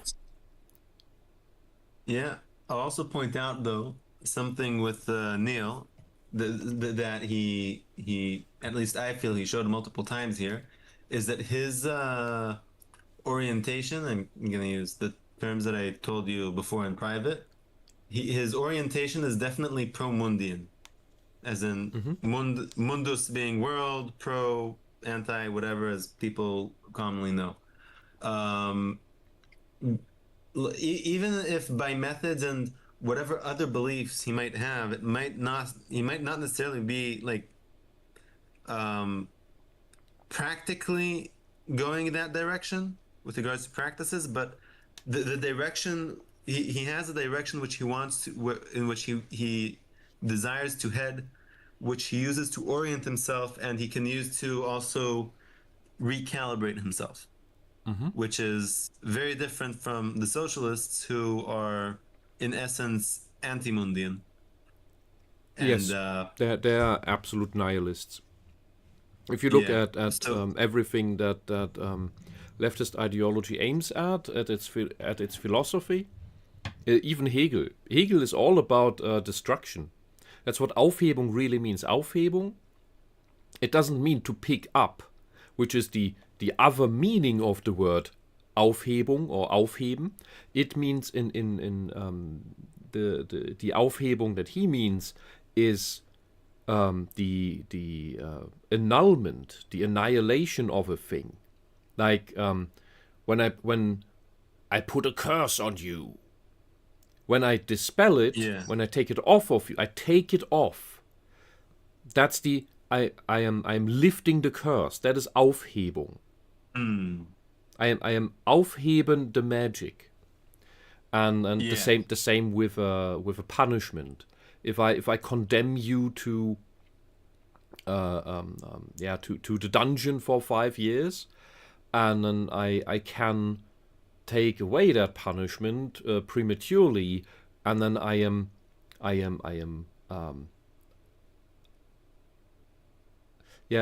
well, this is the problem. No, the wait. The trouble with translating this is just that the German grammar is much more complex than the English there, and I try to fix this into an English sentence that can't do it. But it's then die Strafe, which is the punishment, the penalty. Die Strafe wird aufgehoben. So the punishment is taken off. That would be the more literal translation of that. And Hegel is trying to practice that, and that is what all the left is about. It's about to take away, to take off, to annul the material world itself. And then you get nothing. Yeah. So I guess to use this sort of language form, because poverty is an affliction, so when you lift someone from poverty, or when you lift someone out of poverty, you remove them from from the state of poverty. Well, you, If you I were remove to the poverty use, from them, or at least that's what they yeah, believe. That yeah, as if poverty is is a a state from which you remove them. well, as if poverty is a positive state that has a substance that you can remove by taking it away. But really, poverty is a lack of something, and you cannot take away a lack of something. You can only take away something that is, not something that isn't. And poverty is an rather an isn't than it is an is. You take the person out of the poverty, but you don't take the poverty out of the person. And take them out of the poverty by giving them something. And okay, Yeah. so basically I used it backwards. And yeah, like circle back to Neil. He wants the world to exist, and he wants it to exist well. And I don't remember, even though it was like not too long ago, like we talked about it, like he mentioned it here. So I'm not going to use his words exactly, but he wants the world to be a better place, which Yeah. essentially makes him pro-Mundian. He doesn't want it to descend back to primordial, to force it down the path of primordial chaos. But if you go down the socialist path of removing all distinctions, at the end of the day, you're left with nothing but primordial chaos. Yeah. And the left knows this, also the string pullers. They know what they want is evil. They know that people don't want this. And thus they know that they need to play all these gaslighting games where they spin the narrative around so that good people that don't want that do work for them, fall for their schemes and further their goals while believing that they're doing the opposite. And that is what the useful idiot is. And sadly, a very, very high IQ does not prevent you from that. It's not just the midwit who's just very likely to fall for it, but the highly intelligent, the 160 IQs, they too fall for it. So don't, just because you are part of this 0.00 something percentage of the population, think that you are immune to that. The moment you think you are immune to it is the moment you're most likely to fall for it. Yeah. So there's the problem that the last years of your life are not the most creative, the most ambitious, the most irreverent. It's irreverence that where new ideas come. You know, you've perhaps seen episodes From of youth. Shark It's something Shark that Tank. comes from youth You know, usually. half or more of those people are 30 and under. They got ideas, fresh ideas. Everyone else is entrenched. So if people start living forever, they're living forever in the part of their life that is least useful to the progress and advance of culture and civilization. And so all of civilization will stagnate. Do you think in your lifetime, you said you've got a 20-year life expectancy, Well, 15 to 20. 15 to 20-year life expectancy? Based on my age now and the age my parents died. Yeah. But I mean, you've done a lot of neurological work and laid down a lot of good foundations with all these books you've written, so maybe it'll be the upper end of that. It's food for AI. It's food for ChatGPT. The poor What do you thing. make of AI? What do you I think? love it. Yeah. I love it, but it's by the way, it's been here for a while. It really spooked people when it started writing your term paper and composing your painting and your set design. All right, that the whole other category of people got spooked by that. Meanwhile, AI has been harnessed and being fully used in my field and in most of the physical sciences. It's doing work. If you can do the work and I can go to the Bahamas, let it do the work. We have telescopes coming online that could not exist without the intervention of AI to access the data, reduce the data, analyze the data, make a decision about whether it should go back to the thing that it just observed, because that was weird compared to the last time it was observed. This is the Vera Rubin telescope that I'm literally describing now. And so we're living with it. What it means is it'll have to up the game of people who say they are creative. And what I mean by that is I can say, ChatGPT, take this picture of us and say, ChatGPT, paint this scene in the style of Van Gogh. It'll come back, the colors will be just right. It'll have the swirly lines. It'll be perfect. If Van Gogh was standing there, that's what Van Gogh would have painted. If I say, ChatGPT, paint us in the style of no artist who has ever lived. I don't know what it's going to give us, but it'll probably suck, okay? And so true creativity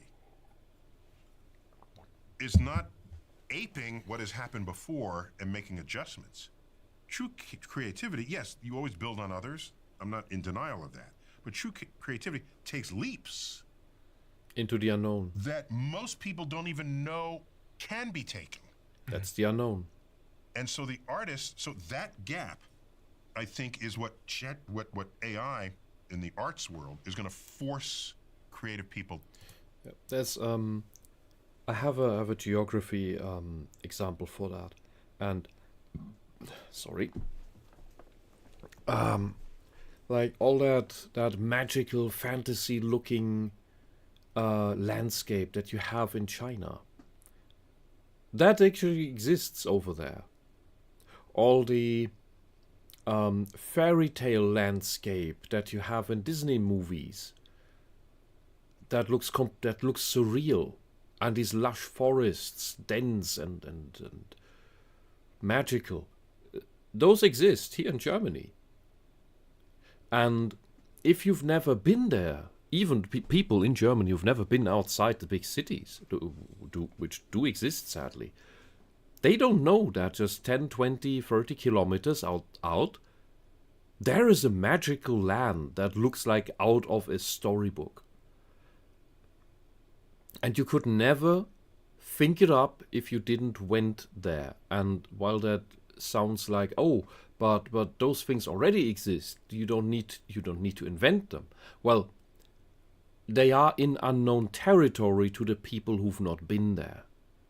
And if they've never seen a picture of it and never went there, it's quite difficult to come up with them.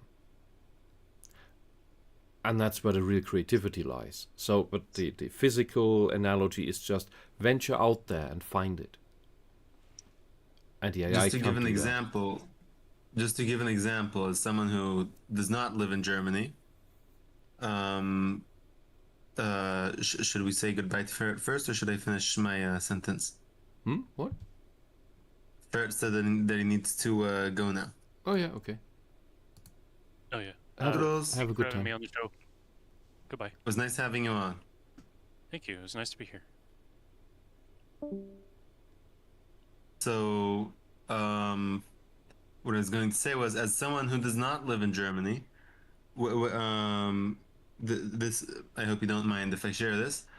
Something that you showed me privately was like pictures of the heath as it's called, with all of these wonderful purple flowers. That was something that was beyond my comprehension of something existing. Like, I know what a place looks like when it's brown. I can understand a landscape that is completely golden during the summer, wild landscape like that. I can imagine a green landscape that is completely covered in like all sorts of yellow flowers and whatnot. But that sort of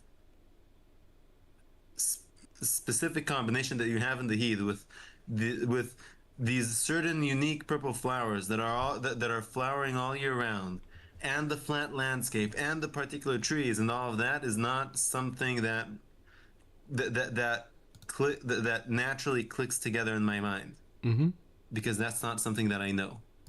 To me, that is unknown. To me, that is foreign. It's beyond my comprehension until I actually see it. But for you, well, it's just around the corner.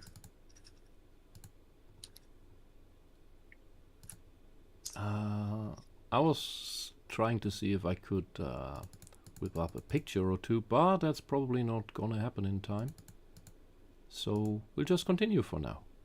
But yes, Yeah, the heath until when do the you want heath to is continue? absolutely beautiful. It's where the actual heathens are from. So when you curse people as you dirt, you bloody heathen, that's racist. Because it's a beautiful fantasy landscape, and yes, there might be a Norseman jumping across the hill with 2 battle axes, complaining that you insulted his god, and then putting some red on the purple flowers. But other than that, this is where the actual green and purple hills are. They are green and purple. Yeah. Yeah, so don't just sully it. It's nice. Yeah. Otherwise, you're replaced by a simple request in the input line of a large language model or of an art. I was just wondering then, if I watch Cosmos in 30, 40 years' time, I was wondering if this is the moment where humans and computers in the story of humanity become one and intertwine. If you think about things like Neuralink, which Elon's working on, when he first made that company, all of the narrative that he put out there was about us, which Elon. I'm sorry, I shouldn't stretch the browser that. Yeah. It freezes up everything else, I'm sorry. I was greedy and wanted to actually try to show something. Now we have to wait until it catches, I'm sorry. Oh no. Oh no, I broke it. I hate these browsers. Helping blind people see, but I think that's a socially acceptable way to advance the technology. But in his early work, he said superintelligence is going to arrive, and we're going to need a way to basically keep up, where we have better sort of latency with the technology. And I'm wondering if that's like what we're seeing now. Yeah, superintelligence. If that happens, then it becomes our overlord, and we become its pet. Okay. Now, that sounds pretty scary, but don't we treat our pets better than we treat other humans in the world? Think about it. The pet is kept warm and fed and happy, and would you do that for a homeless person in the street, a person of your own species? Probably not. So if we're the pet for the superintelligence, What about the chicken? how bad? It also depends what sort of pet, because if you're looking at a pet dog, for example, or like dog in the more traditional sense of not as much in the modern sense. First of all, I guess they weren't exactly pets. Dogs were more partners. Dogs are People family. didn't. But Yeah, that's specifically for us Caucasians, because we co-evolved with them as we tamed them. And that's unique to us. That's why when the Hassan Piker thing happened, it was especially Caucasians who took offense to that. Others as well. There were the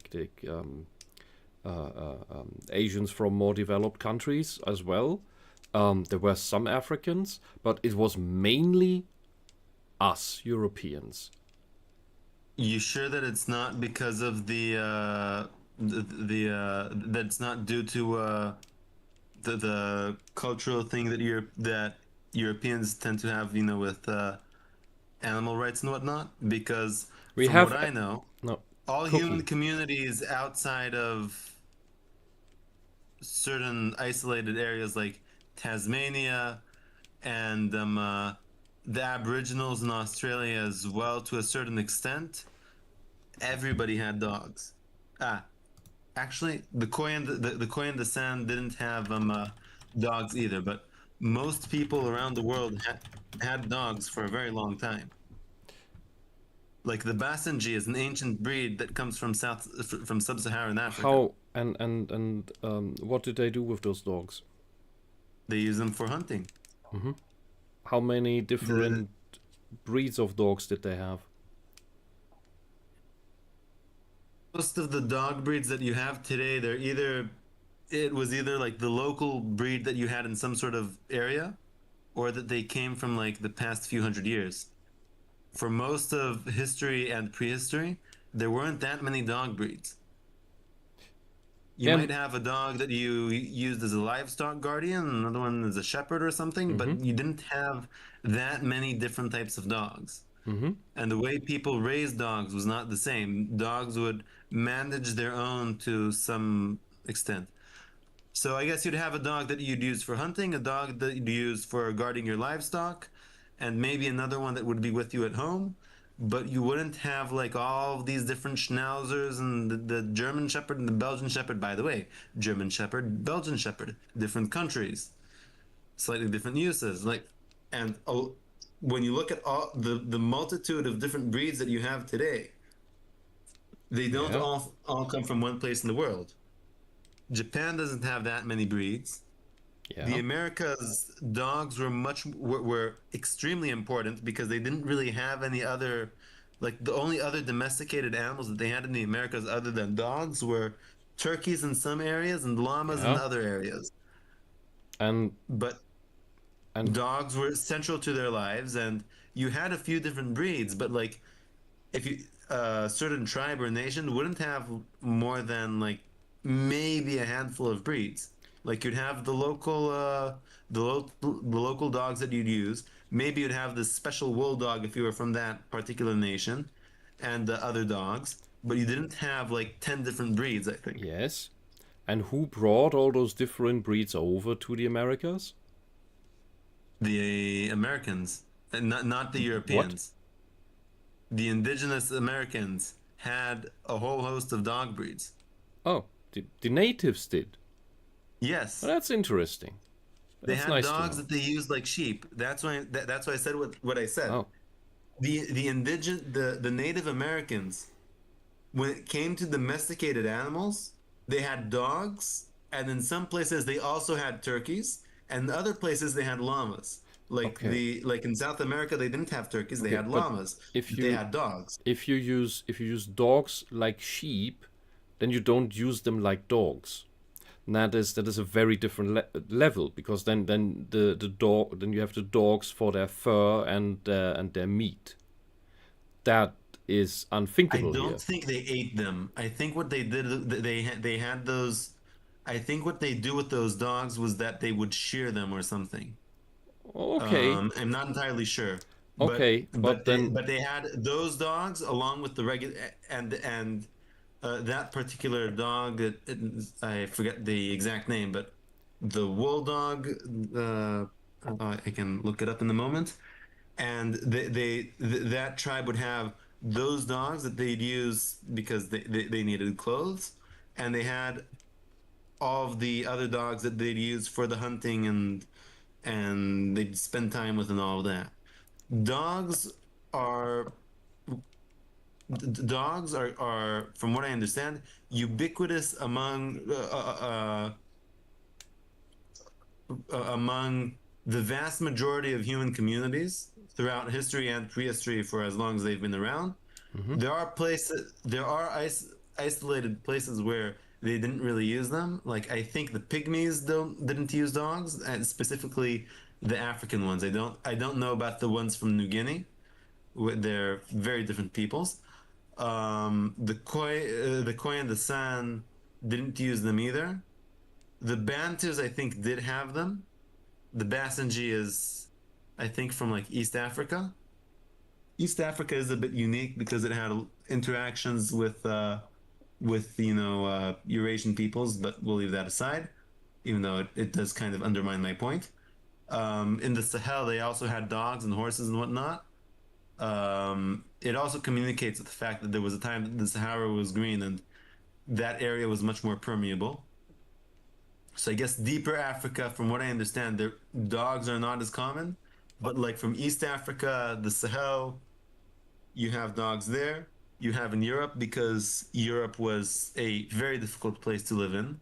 And the same thing with Siberia and Central Asia. And dogs enabled humans to domesticate animals like horses. We'll leave aside cattle because that was a bunch of crazies in Anatolia. But you also had in China. Um, Eventually, dogs were brought to Australia by uh, migration wave that apparently was not 3,000 years ago, but more like 10,000 years ago. I'm not entirely sure. I think Stephen Rowe made a video about it, either him or someone else. It could be that I got confused with someone else. Um, uh, but yeah, it's more unusual for human society to not have dogs, but there is something special that Europeans developed with animals, like with with the Yes. vast amount of dog breeds that they did, Yes. that they bred, and with Christianity as well, which I believe also specifically Western Christianity, which is what you have in Europe, Yeah. Look, because which affected the way Europeans see animals. um, But look, the thing is, we went so overboard with breeding the dogs because we love them so much that we don't just have them for hunting. Like, and your the shepherd example is a very nice one as well. That there are different types, as well as yeah, there's the German shepherd doesn't do the same as other herding dogs do, which are absolutely divine at getting the herds to do what they want.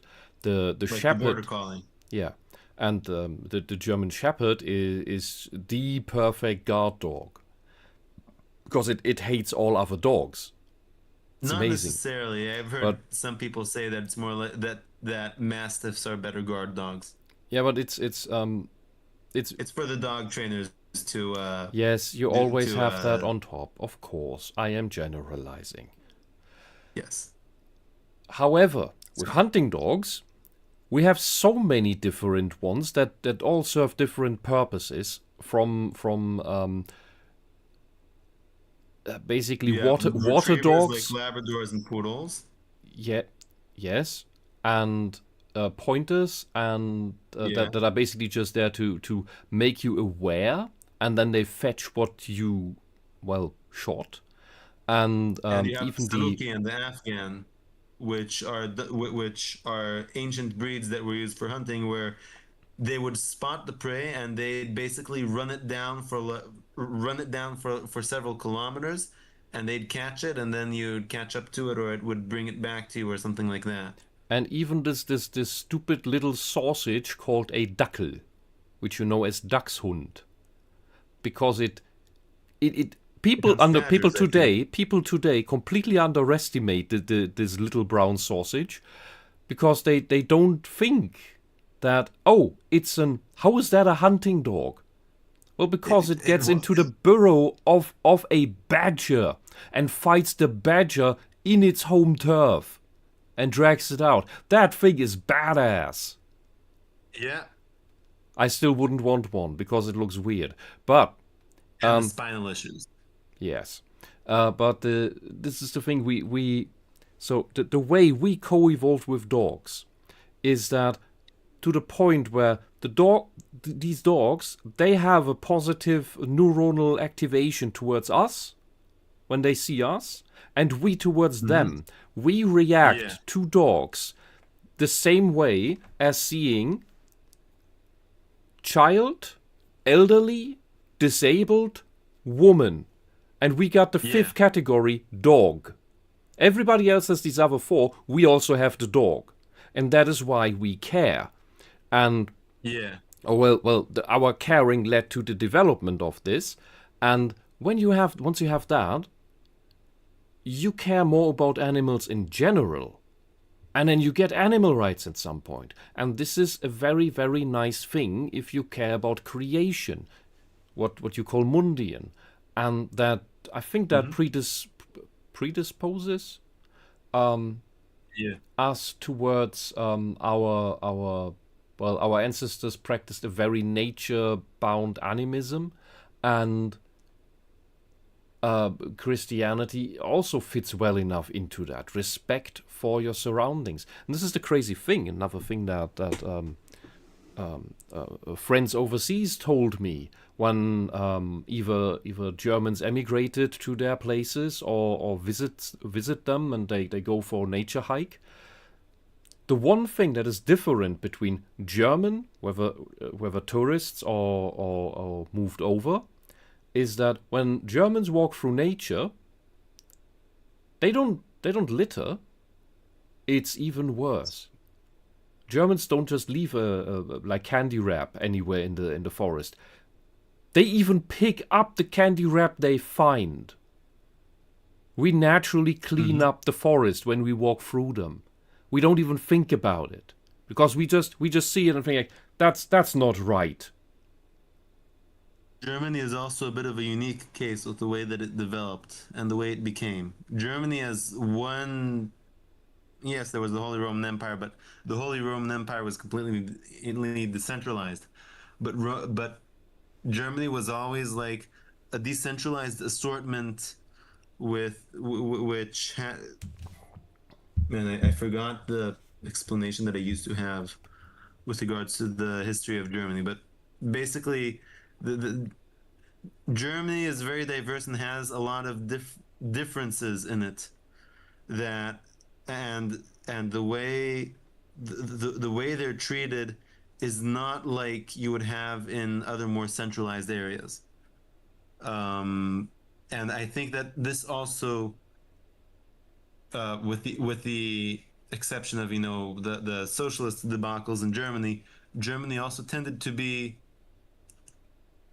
a more tolerant place, even though there were some states which were not tolerant, because it was a bit more chaotic in a way. Like you had during the 30 Years' War, or before, certain states which were were Lutheran, and others that were Catholic, and ones that were one and tolerated the other, and ones that were one and didn't tolerate the other. So the idea of Germans being a bit different, and I forgot my theory, and it's a bit embarrassing. It's not on the stream. I'm not sure where you wanted to go with that either. Yeah. So I'm gonna quit while I'm ahead. We care about nature inherently. Yes. And we complain a lot, which is why we make things better. Yeah. And the Japanese make things better too, but they are more polite about their complaints. But they are direct. Yeah. Just like we are. We are just more gruff in that. Those are good. Those are good attributes. Complaining is a good thing. But as I said before, it's not Karening, it's caring. When it's Karening, it's bad. Mm-hmm. Then when it's Karening, it's ego-driven. Yeah. I'd say since we're already on this for 2 hours, let's get through the segment after this and then call it a thing. We should. Yeah. Oh yeah, that also fits with the 1 hour mark. Excellent. Oh, you worried that we're gonna run around? Not all my pets made it. And snap. Not all the pets survive. Yeah, it depends on whether it needs us to be alive or dead. We have to be relevant to it in some way. Maybe we'll be court jesters, which will be entertainment. Until then, I don't know that this. The idea of the AI ruling, I'm not a fan. Neither am I. Because you never know when that thing switches, when that flips. Yeah. Some special moment. I do a lot of reading of history, and throughout history, most occasions, especially in the era of the Industrial Revolution, people think they're living in a special moment. So I'm not going to be that guy who says today is special, because everyone has thought they were in a special moment. There were And special what do you think moments. is the probability of me getting to another planet in my lifetime? 0. Really? Yeah. You want to know why? Yes. Please. I think if he wants to, Musk can put him on a rocket.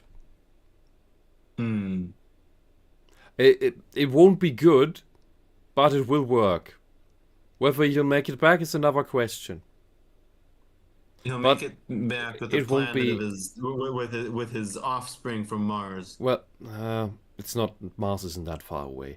The issue is rather that what is implied by the question. If make it to Mars means have a habitat there, have a habitable situation there in some form, that is probably a no. Yeah, it's just zero. Yeah. I thought Pause it for a moment. SpaceX. Also, if anyone, if you'd have people living on Mars and they'd come to invade Earth, beating them up would be very easy because they'd all What? they'd be completely osteoporotic. What? No. Why would Martians come here to invade Earth? I'm talking about stupid. Martian humans. No. I'm talking Yes. about humans I going to yes. Mars, Stop. seeing that it's not so good, so they want to come Stop. back to Earth and conquer a place. What? No. The people who go to Mars go there because they want to get away from here. And their children Like will be the- told, Earth is shit, those are all crazy, stupid communists, so we'll stay on Mars, and then Mars will seek to declare independence, because they don't want to be ruled by some faraway place. Because nobody wants Like- to be ruled by a faraway place. Yeah. That tells So them how to basically, be. like the I forget what his name was. Was it Leif Erikson? I don't remember exactly. Who Gunnar Heinzson? I don't remember exactly. The Scandinavian who discovered Iceland because he And this didn't is- want to be in Norway or he didn't want to be in Norway anymore. Yeah, that was Leif And Erikson. then everyone followed, and then he was like, I came here to get away from the people, and that's why I called it Iceland, and it didn't help. So he went to Greenland, and it was cold, and he called it Greenland so that he'd have a few friends there. And it got a bit, and that was during a warm spell, and then it got cold, and they had to leave. And I think it was maybe I think his grandson made it to Finland or something like that. I don't my memory on this is a bit sketchy to say the least. But the gist of the story was that there was this guy who did that, and then his grandson, I think, made the trip to the New World, and there was some cheesy incident that didn't end very well, so they had to leave. Well, we should have had Viking colonies back in the day. Sustainable ones. Yeah. Gonna go to Mars. I have an unorthodox view on this, so you don't have to believe me. You know, but By the way, I think because Neil is mixed. Yeah, but we're deep in, so nobody sees this anyway. If from horrible physiognomy experiences with people, I believe Neil has Northeast Germanic ancestry in his line, because he looks like people from my hometown.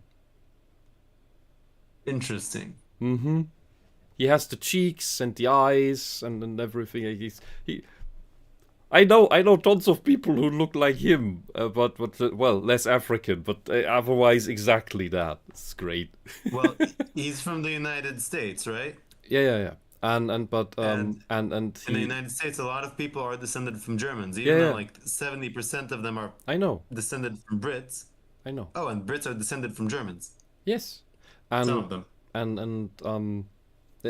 some of his mannerisms also make me feel like oh, he's a distant uncle or something. This is why I generally liked him all the time, and then he did this stupid thing in the woke years. Yeah. my read of history tells me that we only do big, expensive things if there's a geopolitical reason for it, either an economic reason or a defense reason. Not just because it's the next thing to do. And when we went I to the think moon, you might be right. realize in 1961, May 25th, President Kennedy, this is 6 weeks after Yuri Gagarin flew around the Earth in orbit, and we didn't have a ship that wouldn't blow up on the launch pad that could carry humans yet.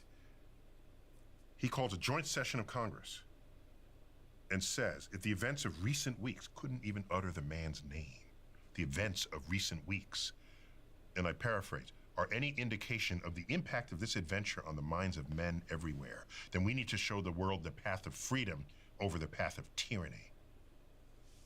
It's a battle cry against communism, the godless Russians, everyone in the whole Soviet Union. We were losing a technological race. And that was the battle cry that prompted Congress to write the check. Oh, later on he says, oh, it'll be, put a man on the moon and before return him to safely Earth. And, oh, that's so beautiful. Let's hold hands. That's so beautiful. No one ever spent scads of money just because it was a cool thing to do. That has never happened ever. So They even forgot the technology. we go to the moon. People forgetting why we went to the moon. Still don't understand how that even happens. While we're on the moon, at this rate, we'll be on Mars by 1980. Because what how do happens? you forget technology made by the people who are still alive? The engineers of the 1960s, I don't think they're alive today. Yeah, but in some of those guys who were on the moon they were still around. I think isn't Buzz Aldrin still around? Yeah, but we're talking about the people who I'm talking about the people who made the different machines. I don't remember who it was who said it. Maybe it was Neil. I don't remember exactly. That if we would that if we wanted to land a man on the moon today, we'd need to reinvent the things that we'd need to reinvent all of the technology to safely land a man on the moon and bring him back to Earth, because because what happened with the space race essentially was, oh look, we put a man on the moon, and then it kind of ended there. So, Yeah, but you know what I'd say to that? Hmm? That entirely proves that NASA is overfunded. And any cuts to its budget were completely justified. At least now. Because how can you forget that? Where the hell did your notes go? Nobody bothered keeping them, I guess. Then you are It not could be scientists. that I'm wrong, but from what I understand, they can't land anyone on the moon now. It's also They can land it's rovers also on the moon, it's also but not people. it's also a perfect fuel for the claim that they weren't actually on the moon. It was all footage shot in a film studio, and we would have to reinvent all of that because it's never been invented in the first place. That's because Not that's necessarily. yes, but it opens up that interpretation. Yeah, I That's agree with you on that. That's the problem. So because it's like why did you shoot yourselves in the head? Frustrating. 85. That'll be the next ambitious goal we'll take on. No. Because we didn't just go to the moon because that was the next thing to do. We went to the moon to beat the Russians. And when we got to the moon and we looked over our shoulder and the Russians weren't there, we canceled the Apollo program. We haven't been back to the moon in 53 years. We canceled it. I share his Apollo anger and 18 was ready frustration. to fly. It's now in captivity in Huntsville, Alabama, in a museum on its side. It's fascinating to walk the full length of it. All rocket flight ready parts. It never flew. We ended it at Apollo 17. No, we didn't go to Mars because we didn't have geopolitical reasons to do so, neither economic nor for defense reasons. Historically, people explored, did expensive things for the glory of God and royalty. Very expensive. The pyramids, the honor of royalty, okay?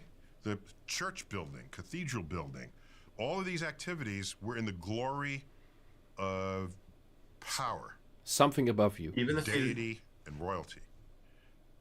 Even if he's not 100% right, he's mostly right on this point. At least this is my opinion. Mm-hmm. There's none of that happens today. We're past that. The power of kings and gods. That doesn't happen. Nobody dislodges major resources, capital resources of a nation in the interest of a god or a king anymore. Okay? It's secular. And secular means it's money or it's war because you feel threatened. Okay. So, we're going back to the moon now.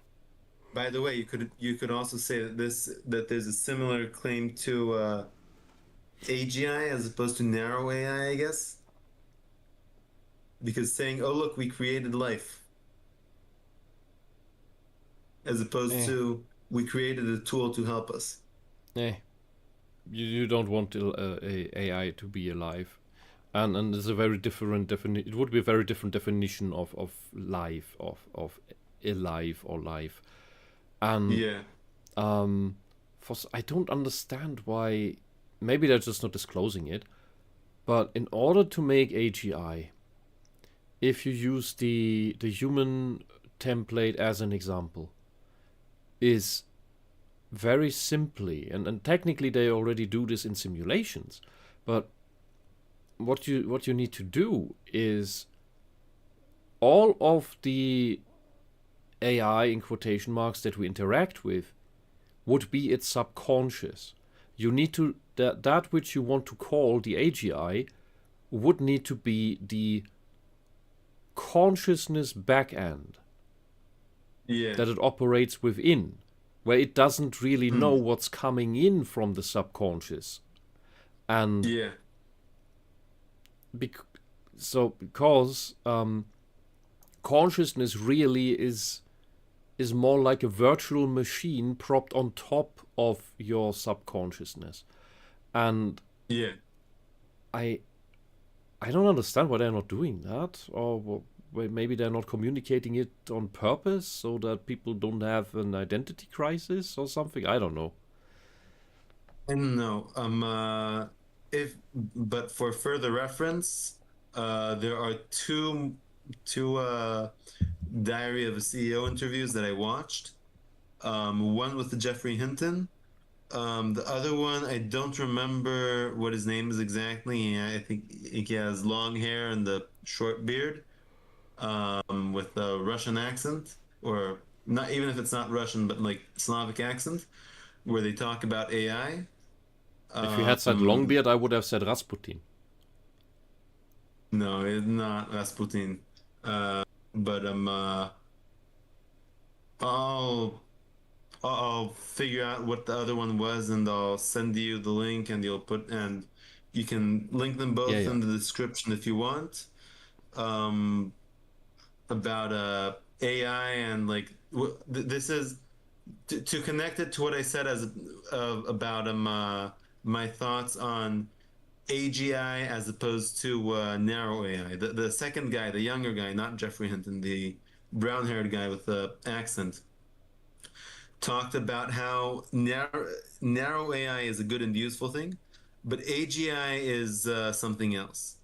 And given socialism and running rampant, and all these transhumanists, and Which are the socialists as well, yeah, mainly. but they're the kind that want to be immortal and inside machines and whatnot, and they want to transcend humanity and become gods. I'm In a just way. fine if I don't have to eat. It's annoying.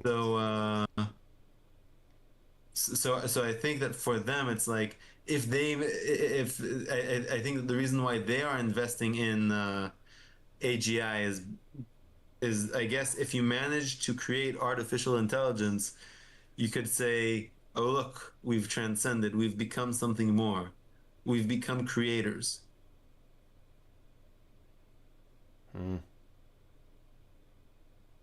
But that's my theory. Well, they do have god complexes. There's no question about that. Yeah. Project Artemis. Did you ever think to stop and ask why? Why didn't we stay on the moon in 1972? Why didn't we go back in 1980 or 1990, 2000, 2010? Oh, all of a sudden, let's go back to the moon. Wouldn't that be cool? Yeah, we could have our habitat on the moon already, which would make further space travel easier. Do you know when Artemis began? In the late teens? Right about when China says we're going to put taikonauts on the moon. Taikonaut. refers to a professional space traveler from China. The word is a blend of the Chinese word for space, daikwong, and the Greek-derived suffix naut, meaning sailor. That is horrible. Yeah. Chinese can only copy and make things worse. At least under communism. Yeah, There are they used to be very creators. talented and creative people in China, but under communism that never comes out much. They have a tendency to hold themselves back. Isn't that China has like a lot of potential and like massive seas of manpower and brain power, but throughout multiple events and times throughout history, they just held themselves back. They did it to themselves during the Ming, during the Qing, even though the Qin dynasty was foreign, but still. Um, I think I'm not sure if it was during the Qin dynasty or the Ming dynasty that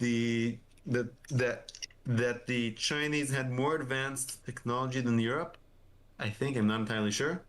Or at the very least, they could have colonized the Americas. They had the technology and Yeah. everything to do it, but they decided, no, we've reached the pinnacle of humanity, so they stayed where they were, and then they got invaded by outsiders. So I think it was the Ming actually that did it, and then they were invaded by the Manchus, and the Manchus had a lot of trouble handling the massive empire, even though they managed to get it to grow. And they also, and a combination of that and a lot of hubris caused it that when the Pirate Queen knocked on their door and said, you know, you should really upgrade your navy, they didn't, and they refused to trade in anything other than silver. So those, so the British, in order to replenish their treasury with silver so that they could buy more tea, and the fact that the Chinese army was the Chinese faced them with matchlocks when the British by that point already had breech loading rifles and ship and warships with and European warships with cannons against the bad ships that the Chinese had, even though they had the opportunity to upgrade, at least theoretically. And they also didn't they also fought amongst themselves as well and didn't support each other. And so the Europeans humiliated the Chinese, and that could have at least theoretically been avoidable if they would have acted a bit differently. No, So we needed the that's what I tea. mean by what? We needed the tea. Yes. But my point is that the Chinese have a lot of potential. They just tend to shoot themselves they shot themselves in the leg multiple times throughout history. So they wound up getting, at the very least, humiliated by outside powers. Well, as long as Even the ones that weren't communists, particularly as long big. as the communists are ruling, China is not allowed to have a win. That's that. Yeah, that is true. And they also shoot China in the leg, like the whole one-child thing, which is a complete disaster. And the tofu dregs. I think it's just the standard part of having a communist government, because they always act with population reduction, whether that is the Yeah. quick and bloody way or the Like Pol slow Pot. and pernicious way, but it's always that. Yeah. Because they're It's not anti-Mundial. yet Chinese. Taikonaut. All right. That's when we said, let's go back to the moon. What a good idea. Let's do that. Really? Because it's just a good idea? Because we're a little bit spooked by a friendly foe around the world might get the glory of that exercise. And once again, Nothing about the communist government of China is friendly. Nope. and it's a godless country. Okay? Communism is godless Yeah. by design, by conscience. No, it's not godless. The dear leader is God. Yeah. Communism is a religion. We should call it a religion. It's not a philosophy. It's not an ideology. It's a religion And a where the scam. laws of the religion are what the clergy says that the laws are, at that given moment, and the penalty of not abiding by those laws is death. Yeah. Political correctness is the exact same as religious correctness, as dogma. If the church says the earth is flat, then the earth is flat, and how dare you say otherwise? Yeah, and the God King can change the rules all the time. Yeah. Correct. North Korea is a wonderful example of it. Here we are, going back to the moon. All right. What motivation do we have to go to Mars?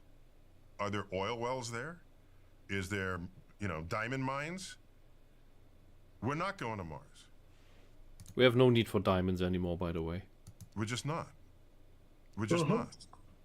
Unless China says they want to put military bases on Mars. We're going to be on Mars in 10 months. 1 month to design, build, and fund the thing, and 9 months to get to Mars. A geopolitical force operating. Oh, and by the way, NASA doesn't have a rocket that'll get us to Mars. They think they do, but they don't really have one yet. How do you do that? They say, well, does anybody have a rocket? See, even more reason to further cut NASA's funding. They're useless. Yeah, Elon Musk is doing a better job, and he's a private actor. Elon says, I have a rocket. So if Elon rocket goes to Mars, Yeah, and the thing about that is, there's this physics professors, astrophysics professors in Germany, who complain about Trump is so evil because he cut NASA's funding, and I'm sorry, man. NASA's been shit before Trump. He's just cutting the dead wood. Yeah. They've been wasting money on socialism. There are other Get things out to of here. complain about that Trump cut, but NASA, I guess, is not quite as. If NASA burns important. money on rainbow stuff and gendering language, nobody needs that. it's not because he sends it there. It's because taxpayers sent it there. By the way, he could go there on a vanity project, but there's no business case. He could fly to Mars, team up with Jeff Bezos. They can send people to Mars. It's not a business case. And if you are an investor in his company, you would not agree to do that. You wouldn't. But he doesn't need investors because he's very wealthy. He could do it on his own. Are you going to Mars as a tourist? Is that a business case? It's $1 trillion to get to Mars. First. Second will be a little less. I don't see that happening. $1 trillion? About that, yeah. If Earth were a schoolroom globe, with your fist, show me where you think the moon is. This is Earth. Take your fist and put it at the distance the moon is. Your fist is about the right size compared. Okay. I mean, right there? yeah. Okay, not too bad. It's 30 feet away. It's in the next room. Okay. Okay? 30 feet away. Okay. That's the moon. Let's keep going. How far away from Earth did the Bezos-Branson rockets go? Oh, not far. The thickness of 2 dimes above the surface of the Earth. How far away is Mars? It's a mile away. From here? Yes, from this Earth. It's a mile away. It's in Central The Park. moon, 30 feet away. Mars, a mile away. Yeah, it's $1 trillion to Mars. Yes. How long? 9 months. And you have to wait till the planets are configured so that when you travel, you arrive where Mars will be when you get there. And that's a minimum energy orbit. If you had filling stations along the way, you can just fill up with fuel and get there as fast as you want. But minimum energy orbit takes about 9 months. And then to come back, you have to wait till it's configured again a few years later. So a round trip to Mars is 3 to 5 years, easily. So there's not an economic case. I'm not saying we don't know how to get to Mars. do We have it. an SUV-sized rover there now, all right? Discovering potential life from 1 billion years ago. It's not like we don't know how to get to Mars. This is not a technological statement I'm making. I'm talking about a practical statement. So, no. My read of history tells me no. I thought you were going to also add to that even if Elon wanted to do it as a vanity project because he makes all this money and manages to use Starlink as a way to fund it, whatever, that the problem is Elon's going to die. he's going to die in the next couple of decades, which means the vanity element that comes from his childhood situation where he wanted to get out there and explore the stars because he read that book has got 30 years, 40, 50 years left on it. Well, that would make him want to hurry, wouldn't it? Yeah. Yeah, and plus he said, I don't want to die on Earth. I want to die on Mars. That would make a wonderful mythological figure. And he can do that. Like, shoot himself up there with enough provisions. He doesn't need to trip back. That can be Yeah. done. But I'm like thinking like in like 500 years. You know, actually no, that's not enough. Like in like 1 or 2,000 years. At which point, you know, figures by that point definitely become, you know, mythical or mythological or whatever. I think that might be what he wants. Like, well, if you can't live forever, at least become worthy of mythology.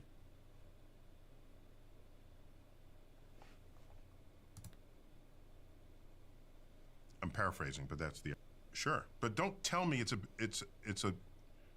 business case. I can see a tourist case going into orbit and even possibly visiting the moon. It's 3 days there, 3 days back. That's a week's vacation that you would take. And I would save up 5 years, 10 years of vacation money. If that was the amount that it would take to go to the moon for 1 week, that would be a really fun bucket list item for me. If you're starting, And the ad break. Yeah. I think we'll take a break here too. Yeah. Let me type in the time. 1:02:28. There. Yeah. And next time with less hiccups and some time Yeah. ahead, because oh man, I was so depleted when I got home. Yeah. And I'll try to keep the tangents a bit down next time. I hope. Just a little. Just a little. Yeah. It was interesting. Yeah, definitely. Okay, where's this button? Haha. Look, I can do smooth transitions. Okay. Everybody who enjoyed, I hope you did. And as it is with YouTube, YouTube hates parts. But that's just the way it is.